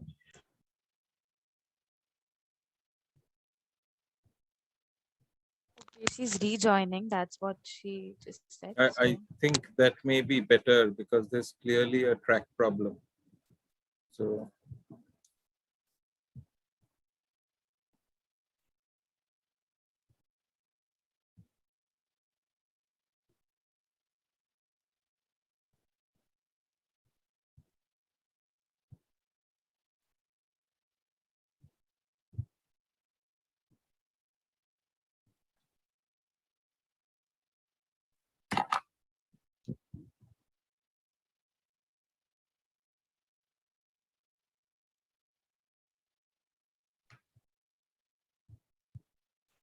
Event in charge, Karen, is she rejoining? Yes, sir. Okay. She's there in the waiting room. I'll just admit her. Right. Please admit her.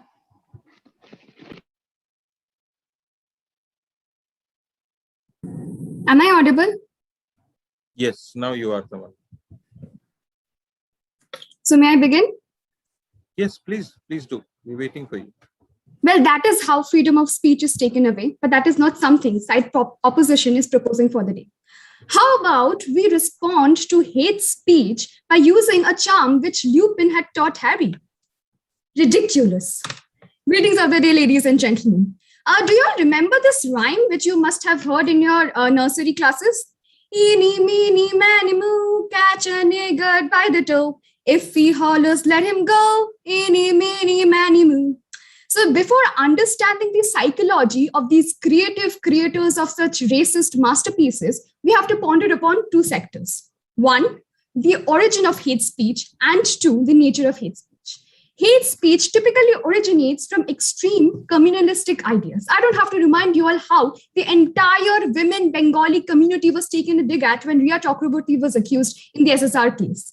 I don't have to remind you about the Khalsa movements, which trended without any Twitter in 1984 because of our then Prime Minister's death.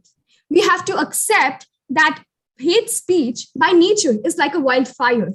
A dry leaf ignites, the entire forest burns. And this fire cannot be put down by any form of verbal confabulation, be it positive, be it negative, because that just drags the conflict.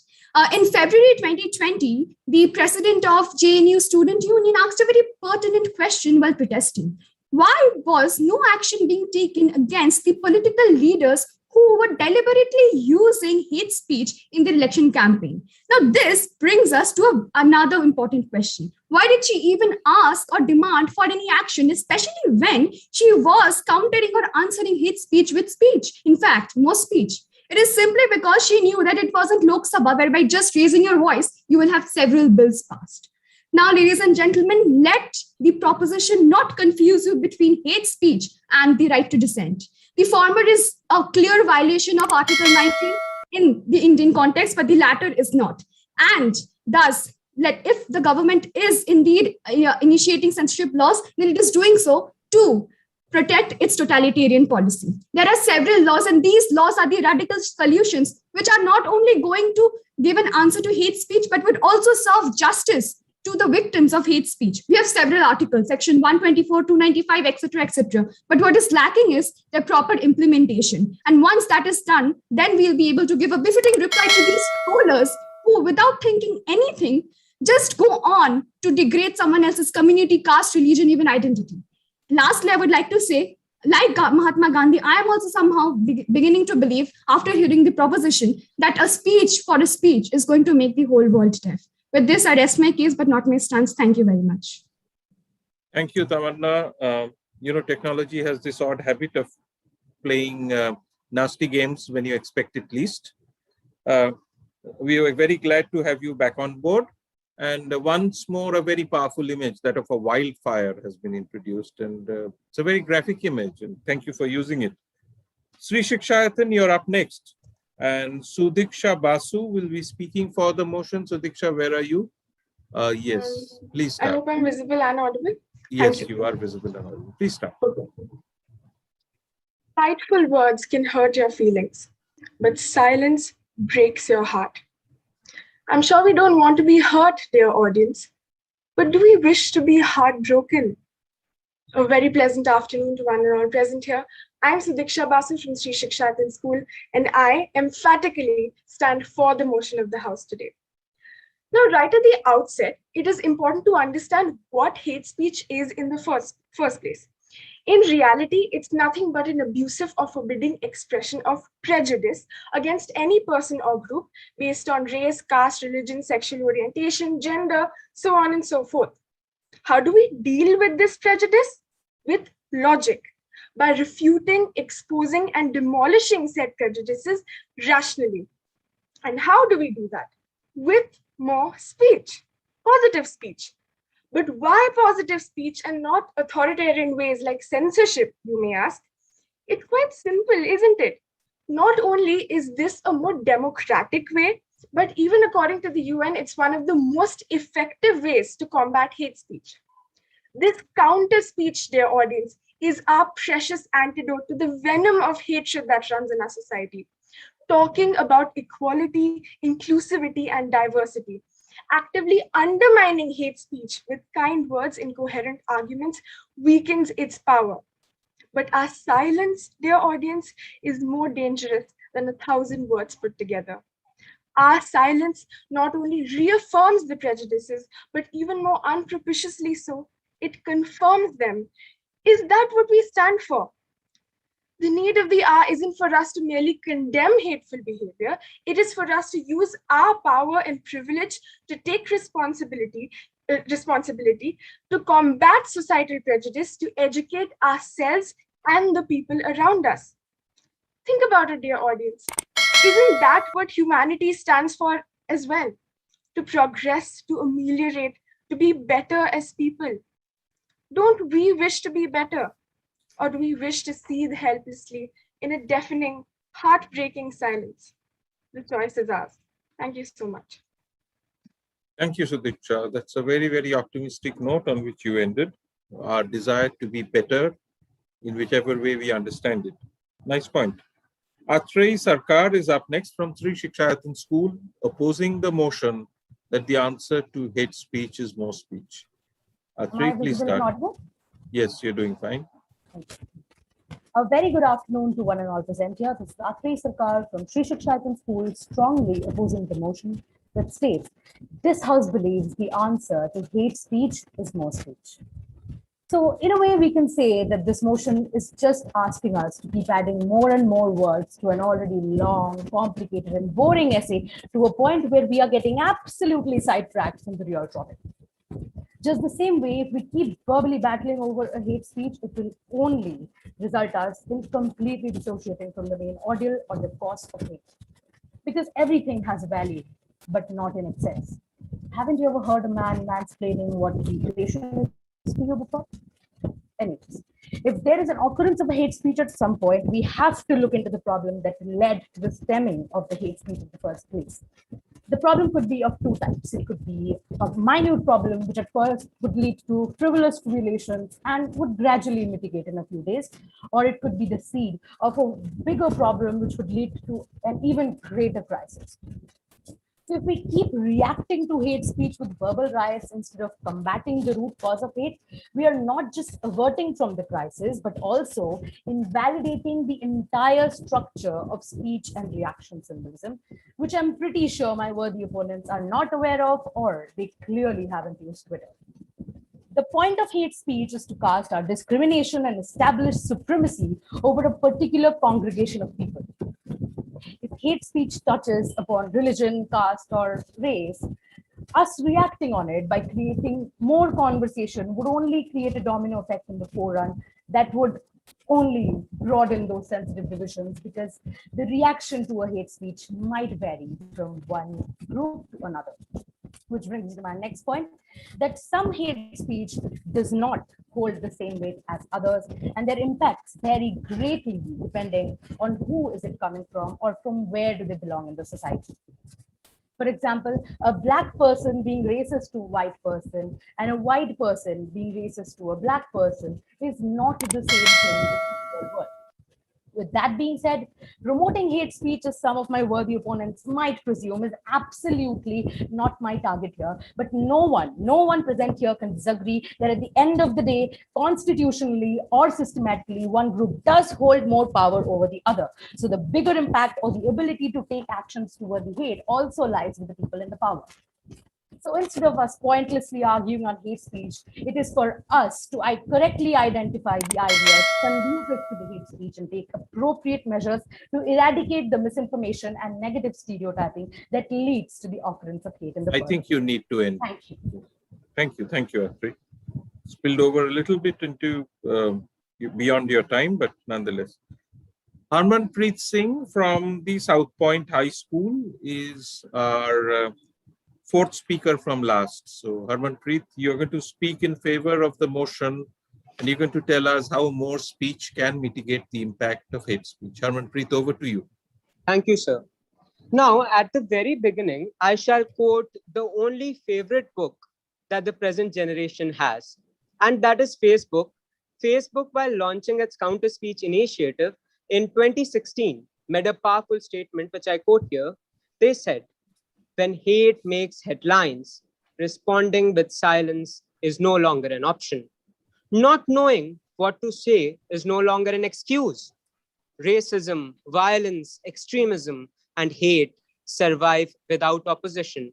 And so we must stand opposed together. Now, I shall begin by quoting my dear opponent from Mahadevi Birla, who pointed out that the Khalistan movement started after the death of the Prime Minister of India in 1984. Well, that's not true. We know what happened. We know that the Prime Minister of the country, who was newly elected, he came on television and he made a statement and said that when a big tree falls, the earth shakes. And what could we hear? We heard complete silence, pin drop silence from people of the country. I know most people do not support violence, but they were silent and we saw what happened. People were burnt alive in the streets of India. There were laws in place to prevent that, but nobody took any action. This is what happens when we treat hate speech with silence.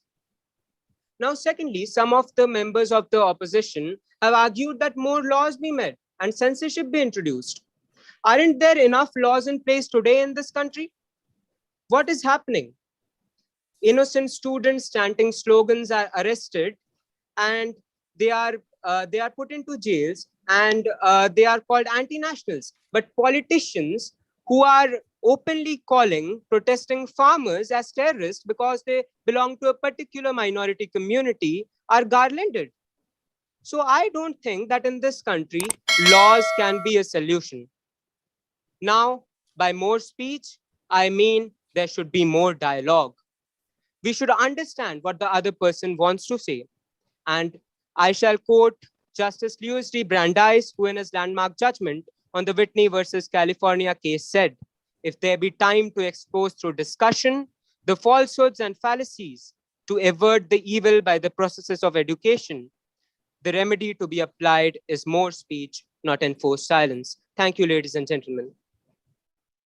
Thank you, Harmanpreet. Once again, thank you for introducing something from our very recent history, which is the post-assassination riots that followed the demise of Mrs. Indira Gandhi, our then Prime Minister, and the silence and the hate speech that incited the violence subsequent to that event.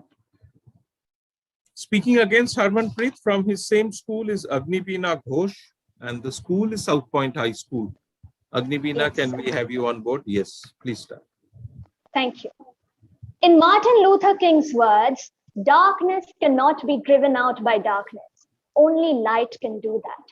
Similarly, mere counter speech is not sufficient to fight against hate speech.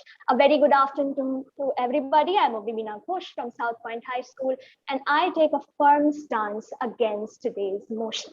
In a world defined by globalization, where people from various ethnicities, faiths, cultures, backgrounds function together as a whole, intolerance in any shape or form can prove to be extremely detrimental, especially in today's internet economy, where hatred lurks all around us. Resorting to mere speech to counter that is pure escapism. Look at the world around you. Movements like BLM and Free Palestine are raging. Do you think they would even have half the impact that they have if all people did was talk about it? And my fellow opponent from BDMI mentioned the feminist and the LGBT movements. I'd like to point out that reducing all of their struggles into just speech is quite an insult. In fact, the only time we can resort to this is when we have absolutely no other options available to us. But must we always wait for these instances of brutality to take a stand? Of course not. Therefore, we must take action. And what is the action we must take? The first thing we can do is strike at our education system, like one of my fellow speakers from side opposition mentioned. Educational bodies must participate actively and inculcate curriculums which place as much stress on indigenous achievement and history as they have to the European narrative, which reduces minorities to that little blue box on the edge of this page, which says, the more you know. Therefore, I'd like to urge everyone here and ask you, does it not drive you crazy when just before the elections, politicians are all talk, and then after it's over, it's silence all around? Clearly, just speech is not enough to make a change. Media and art is being used actively today to make a positive impact. But since the representation is still not enough, we must keep working to do so. Thank you.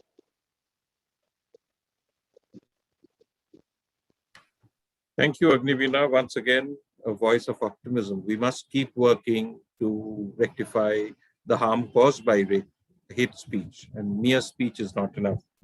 Thank you. The last team this afternoon is Shri Shri Academy, and Manini Agarwal will be speaking for the motion. She is the first speaker from the Shri Shri Academy. Thank you for your patience, Manini. Thank you for sitting through this entire session. Your team, I'm sure, will do marvelously well. Manini, over to you. Am I audible? Yes. Okay. In the words of Nelson Mandela, no one is born hating another person because of the color of his skin or his background or his religion. People must learn how to hate, and they can learn how to love, because love comes naturally to the human heart. Good afternoon to one and all present here. I'm Manini Agarwal from Shri Shri Academy, and I will be speaking for the motion. Hate speech is an aggressive, bigoted speech against a particular community or an individual. Our society is yet to be dispelled of this hate. It still has a heteronormative and homophobic norm. But the retaliation against this prejudice is what made it possible for people like Zoita Mandal to be the first transgender judge of the civil court from West Bengal, India. Methods like therapy only work if you communicate and talk about your negative experiences. According to the recent study by AAMFT, 90% have reported overall emotional improvement on receiving family therapy. But prejudices not only exist around sexuality, but also race and ethnicity. For instance, the English soccer player Bukayo Saka spoke out about the abhorrent racist speech he received due to their loss in the Euro Championship.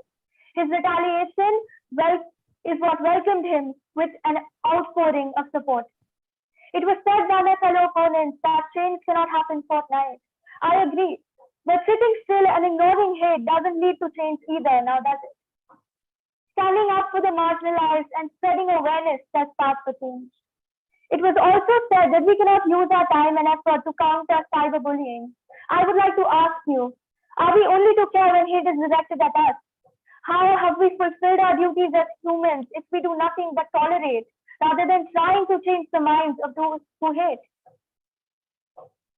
Negotiation and communication have been used as a weapon against hate speech for eons. Even during the freedom struggle, social reformers like Raja Ram Mohan Roy publicly condemned social evils like sati and child marriage. They were eventually successful in banning these social evils. Consequently, the UN strategy and plan of action to address hate speech set out 13 commitments, out of which was supporting alternative and positive narratives to counter hate speech. Thus, even though there is no cure for hate speech, there is a way to stand up against it. Thank you. Thank you. Thank you, Manini. I'm so glad that Nelson Mandela is being referred to again and again, because he does represent the image of somebody who stood up to hate, not with more hate or violence, but actually with compassion and forgiveness and reconciliation. Good point. But there are equally powerful figures on the other side, people who perhaps claim to be great and dynamic and attractive leaders because they are strong, and they propose stern action. So let's see who wins this time. The last speaker for today's debate is Ania Mishra, also from the Shri Shri Academy. So Ania, you are a very patient individual. And thank you, and please deliver your speech. You have 2.5 minutes. As one of my worthy opponents said that we don't have an international legal definition for hate speech. My first question, Why do we need a definition for something so self-explanatory?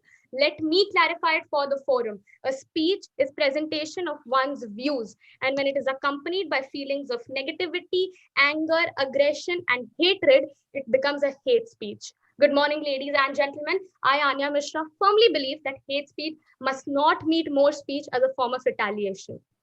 Free speech ends where hate speech begins. Sure, we do have the right to freedom of speech, but it does not condone the criminalities associated with hate speech. A majority of developed democracies like UK, Germany, Australia have laws that restrict hate speech because inciting hatred discriminates and marginalizes against a certain class or group of people, and that may invoke legal measures. My preceding speakers talked about peace treaties and peace talks. Let me bring into attention of the forum that Treaty of Versailles, a supposedly peace treaty, was one of the most major causes of World War II.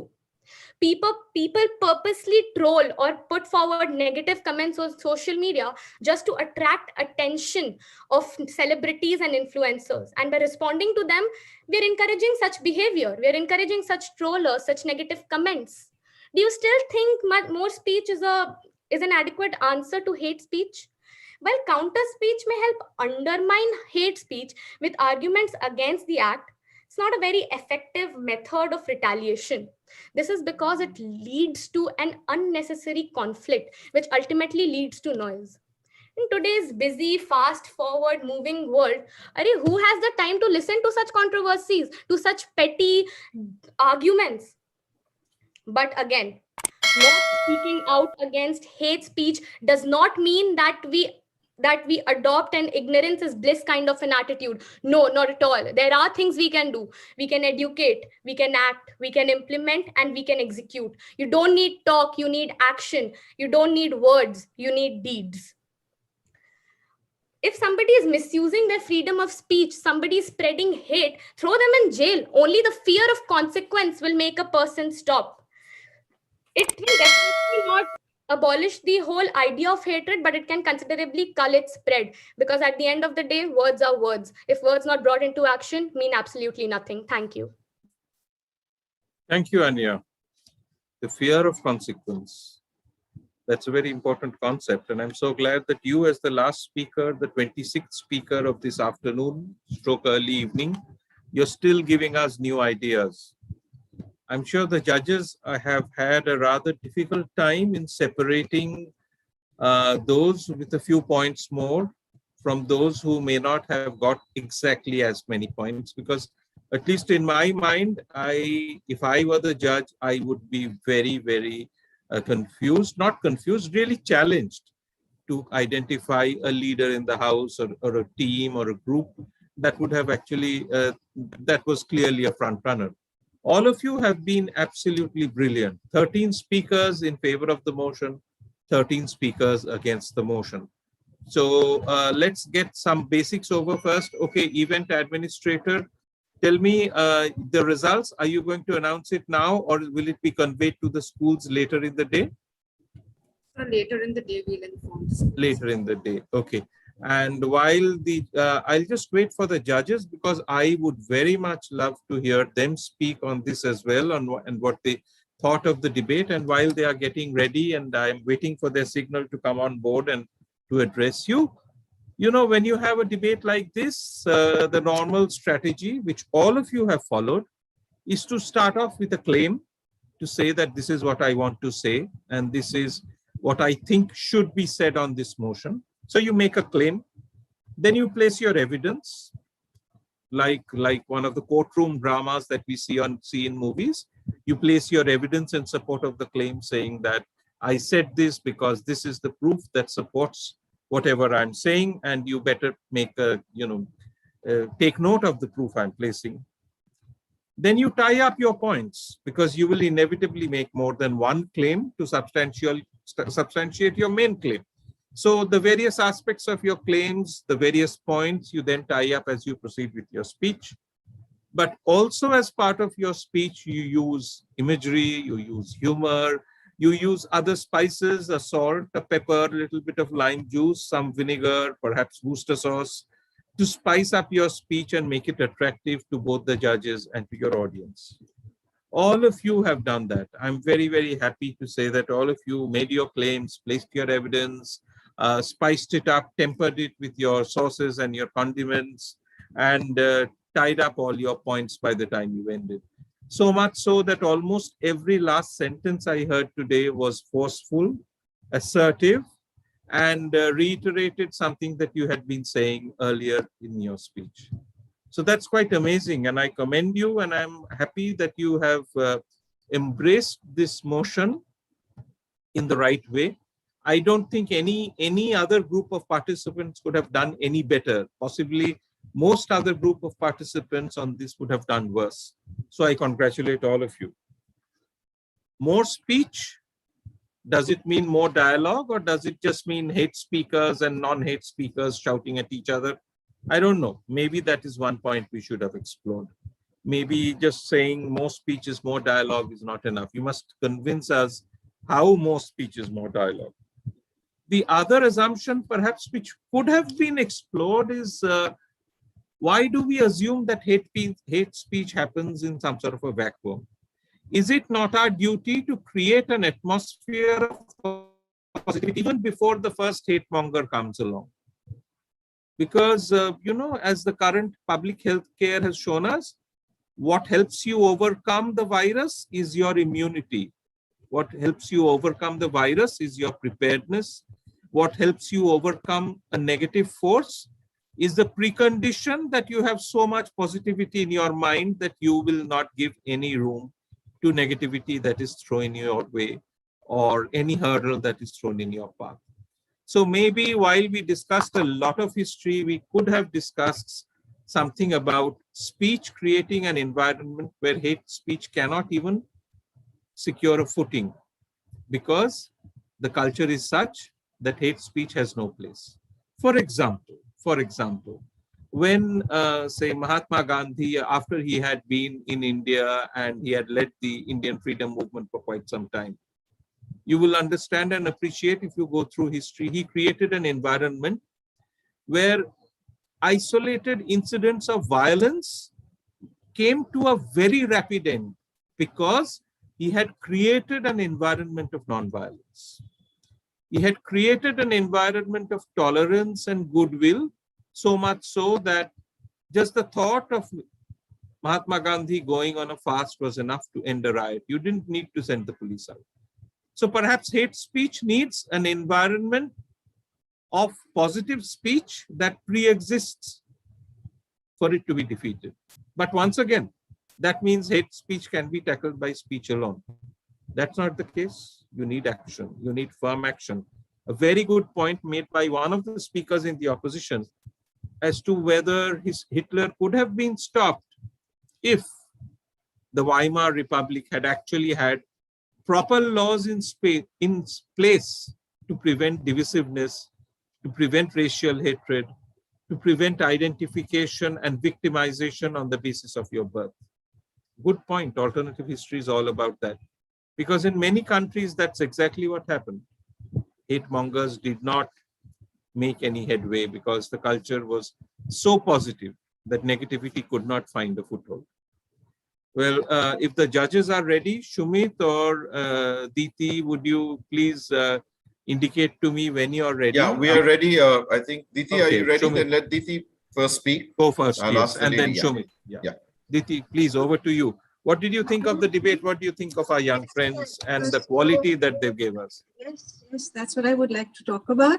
So at the outset, of course, I would like to thank the school authorities for inviting me for this event. I enjoyed it thoroughly, learned so much. You know, it's a fantastic forum for so many different points of view and such thoughtful, you know, lines of discussion. So I would like to congratulate each one of the participants, you know, for a really lively, interesting, challenging debate. The topic was so wonderful. And I really agree with Pradeep when he's saying that it starts with creating an environment of positivity and love.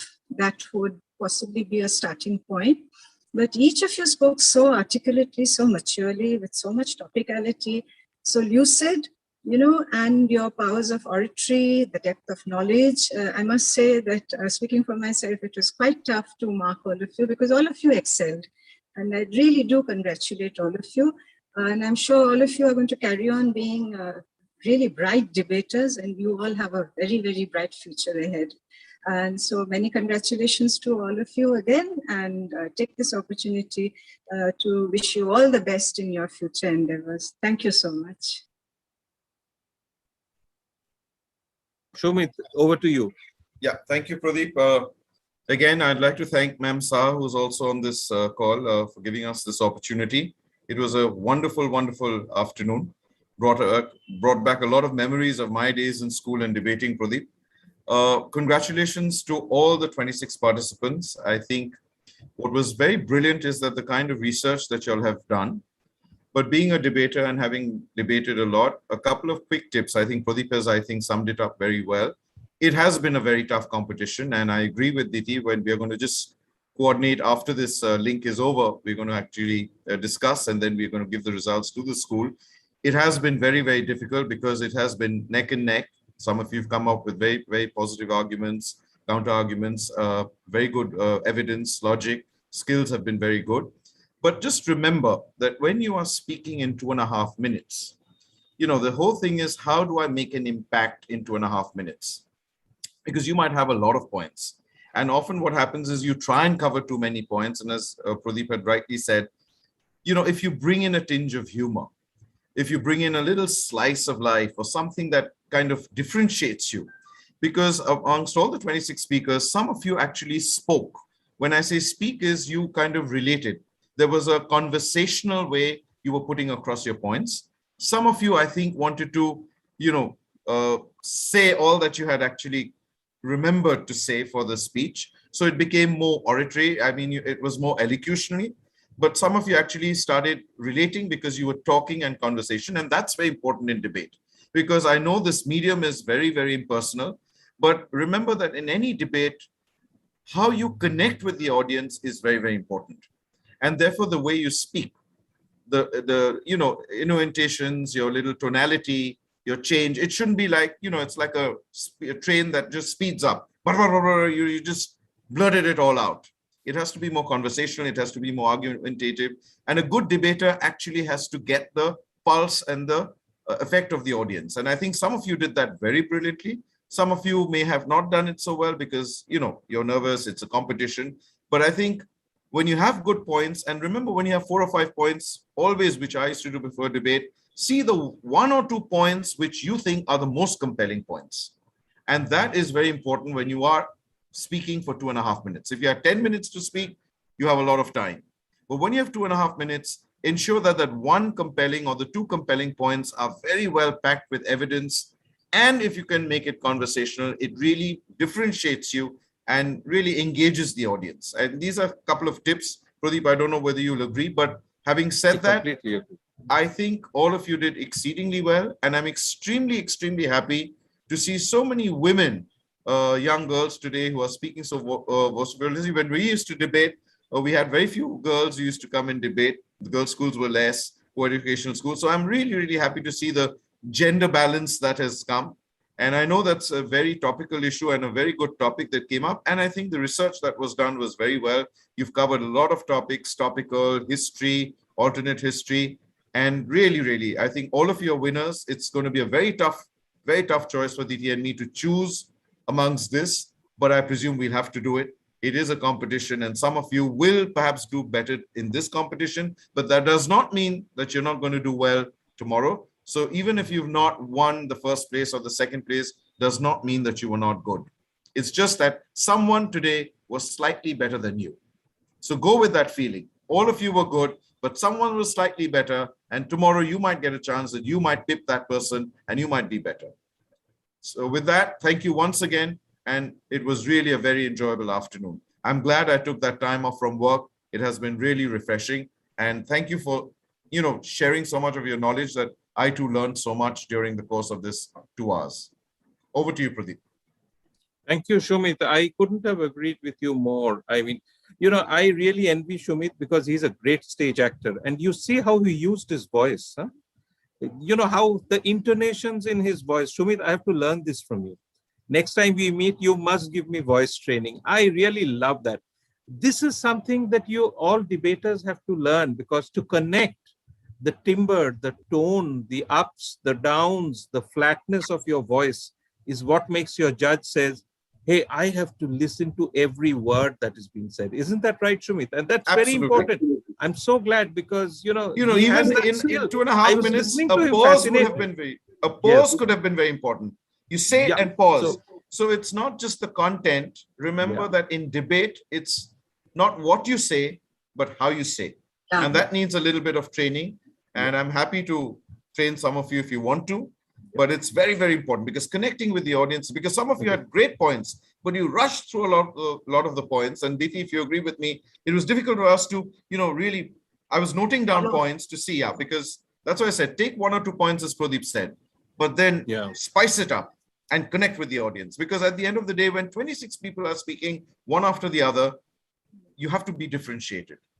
And you have to differentiate yourself. So Somewhere. Shumit, your classroom, put my name in front, huh? Student number 1. Okay, very well. No, but you know, remember, I don't want to spoil your fun. This was not an exam.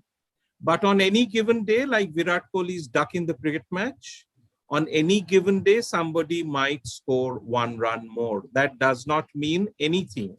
Tomorrow, you will score that 1 run more, and tomorrow you will be the finalist and you will be the best speaker. So this happens, you know, on a certain day at a certain time, somebody may score a mark more. Don't let that bother you in the least. I mean, some of the best debates, you very well wish at the end of the debate that the other side would have won.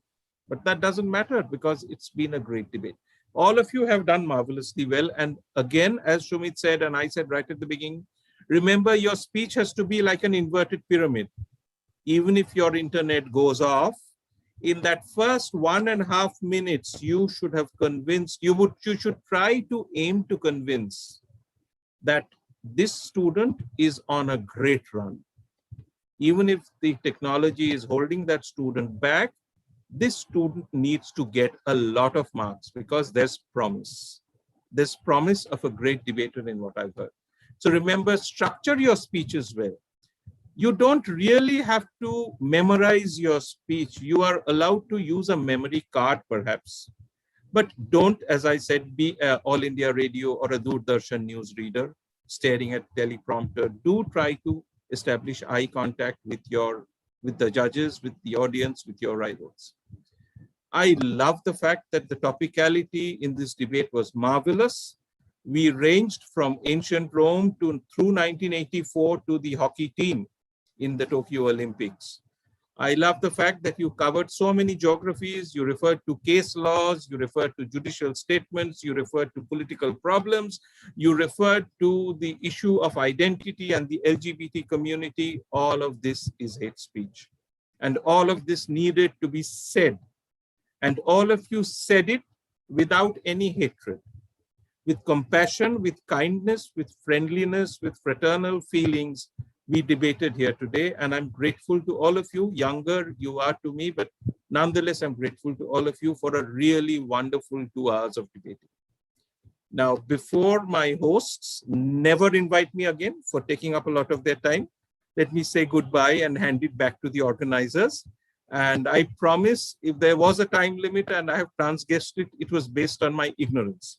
I had no idea what time limit you had in mind. So back to you, organizers. Back to you, team in the Mahadevi Birla. Thank you so much, sir. If Principal Ma'am would like to say a few words about the debate. I was hoping I would log out unnoticed, but thank you to our esteemed judges for having joined us this afternoon. Mr. Guptu is an old friend of the school and the Mahadevi Birla World Academy family. He's been with us through the journey of Shabd right from its inception in 2015, and we're so grateful for your time and your mentoring. More than anything else, I would like to commend all the speakers today for navigating this platform with patience and with elan. So technology is just a tool, but you have today navigated this tool lovingly, affectionately, and made it your friend, a friend like no other. So what began with suspicion and hatred for a tool that we did not know how to navigate ultimately turned out to be your best friend. And that is the trajectory that we have today panned in this debate speech of ours. From hatred to an atmosphere of positivity and affection is the journey that we wish to have transgressed, to have made together this beautiful afternoon. So thank you to all the speakers for having taken us through this journey of positivity and great emotional connect for all of us. Yes, we win some, we lose some, but at the end of the day, we learn lots. And that's our takeaway from this afternoon. Thank you so much for joining us on this beautiful, warm afternoon, having warmed our hearts with the praise, with the appreciation and the acknowledgement that all together have won today at the Mahadevi Birla World Academy, Shabd, the starting of a journey of change. Thank you so much for listening. Thank you, ma'am. I will just do the vote of thanks and then we can leave the meeting. So that brings us to the end of the preliminary round of VIVAAD, which was the English debate event for Shabd 21. I would like to take this opportunity to thank our moderator, Mr. Pradeep Guptu, the judges for the day, Mr. Sumit Ray and Ms. Diti Sen, who have taken out time from their hectic, busy schedules to join us for this event. I would also like to thank all the viewers who have been watching this on the YouTube live stream platform. I would also like to thank all the participants for their powerful speeches and the enthusiasm that they showed for our event. A big thank you to Principal, Ma'am Anjana Shaha, Vice Principal, Ma'am Nupu Ghosh, and our teachers for their constant support that has led to a successful event today. Now, I would like to take everyone's leave and end the thrilling debate here. Thank you once again, everyone, for joining us today. To get the last word in, I need to thank the student body of Team Shabd.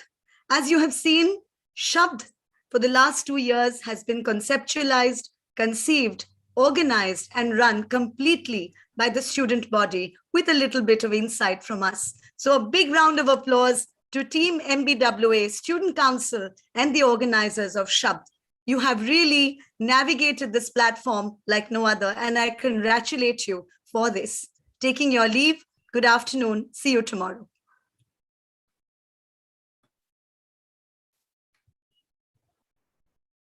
We can end the live stream and end the meeting. Take 15 seconds to do that. Just give the admin team some time.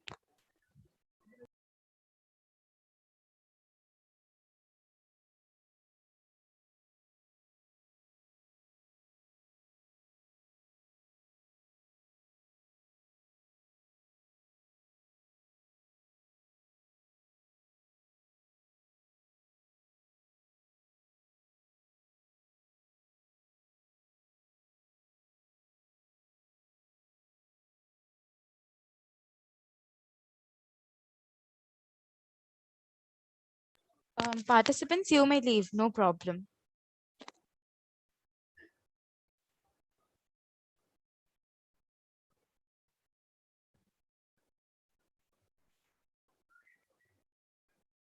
Thank you for the debate.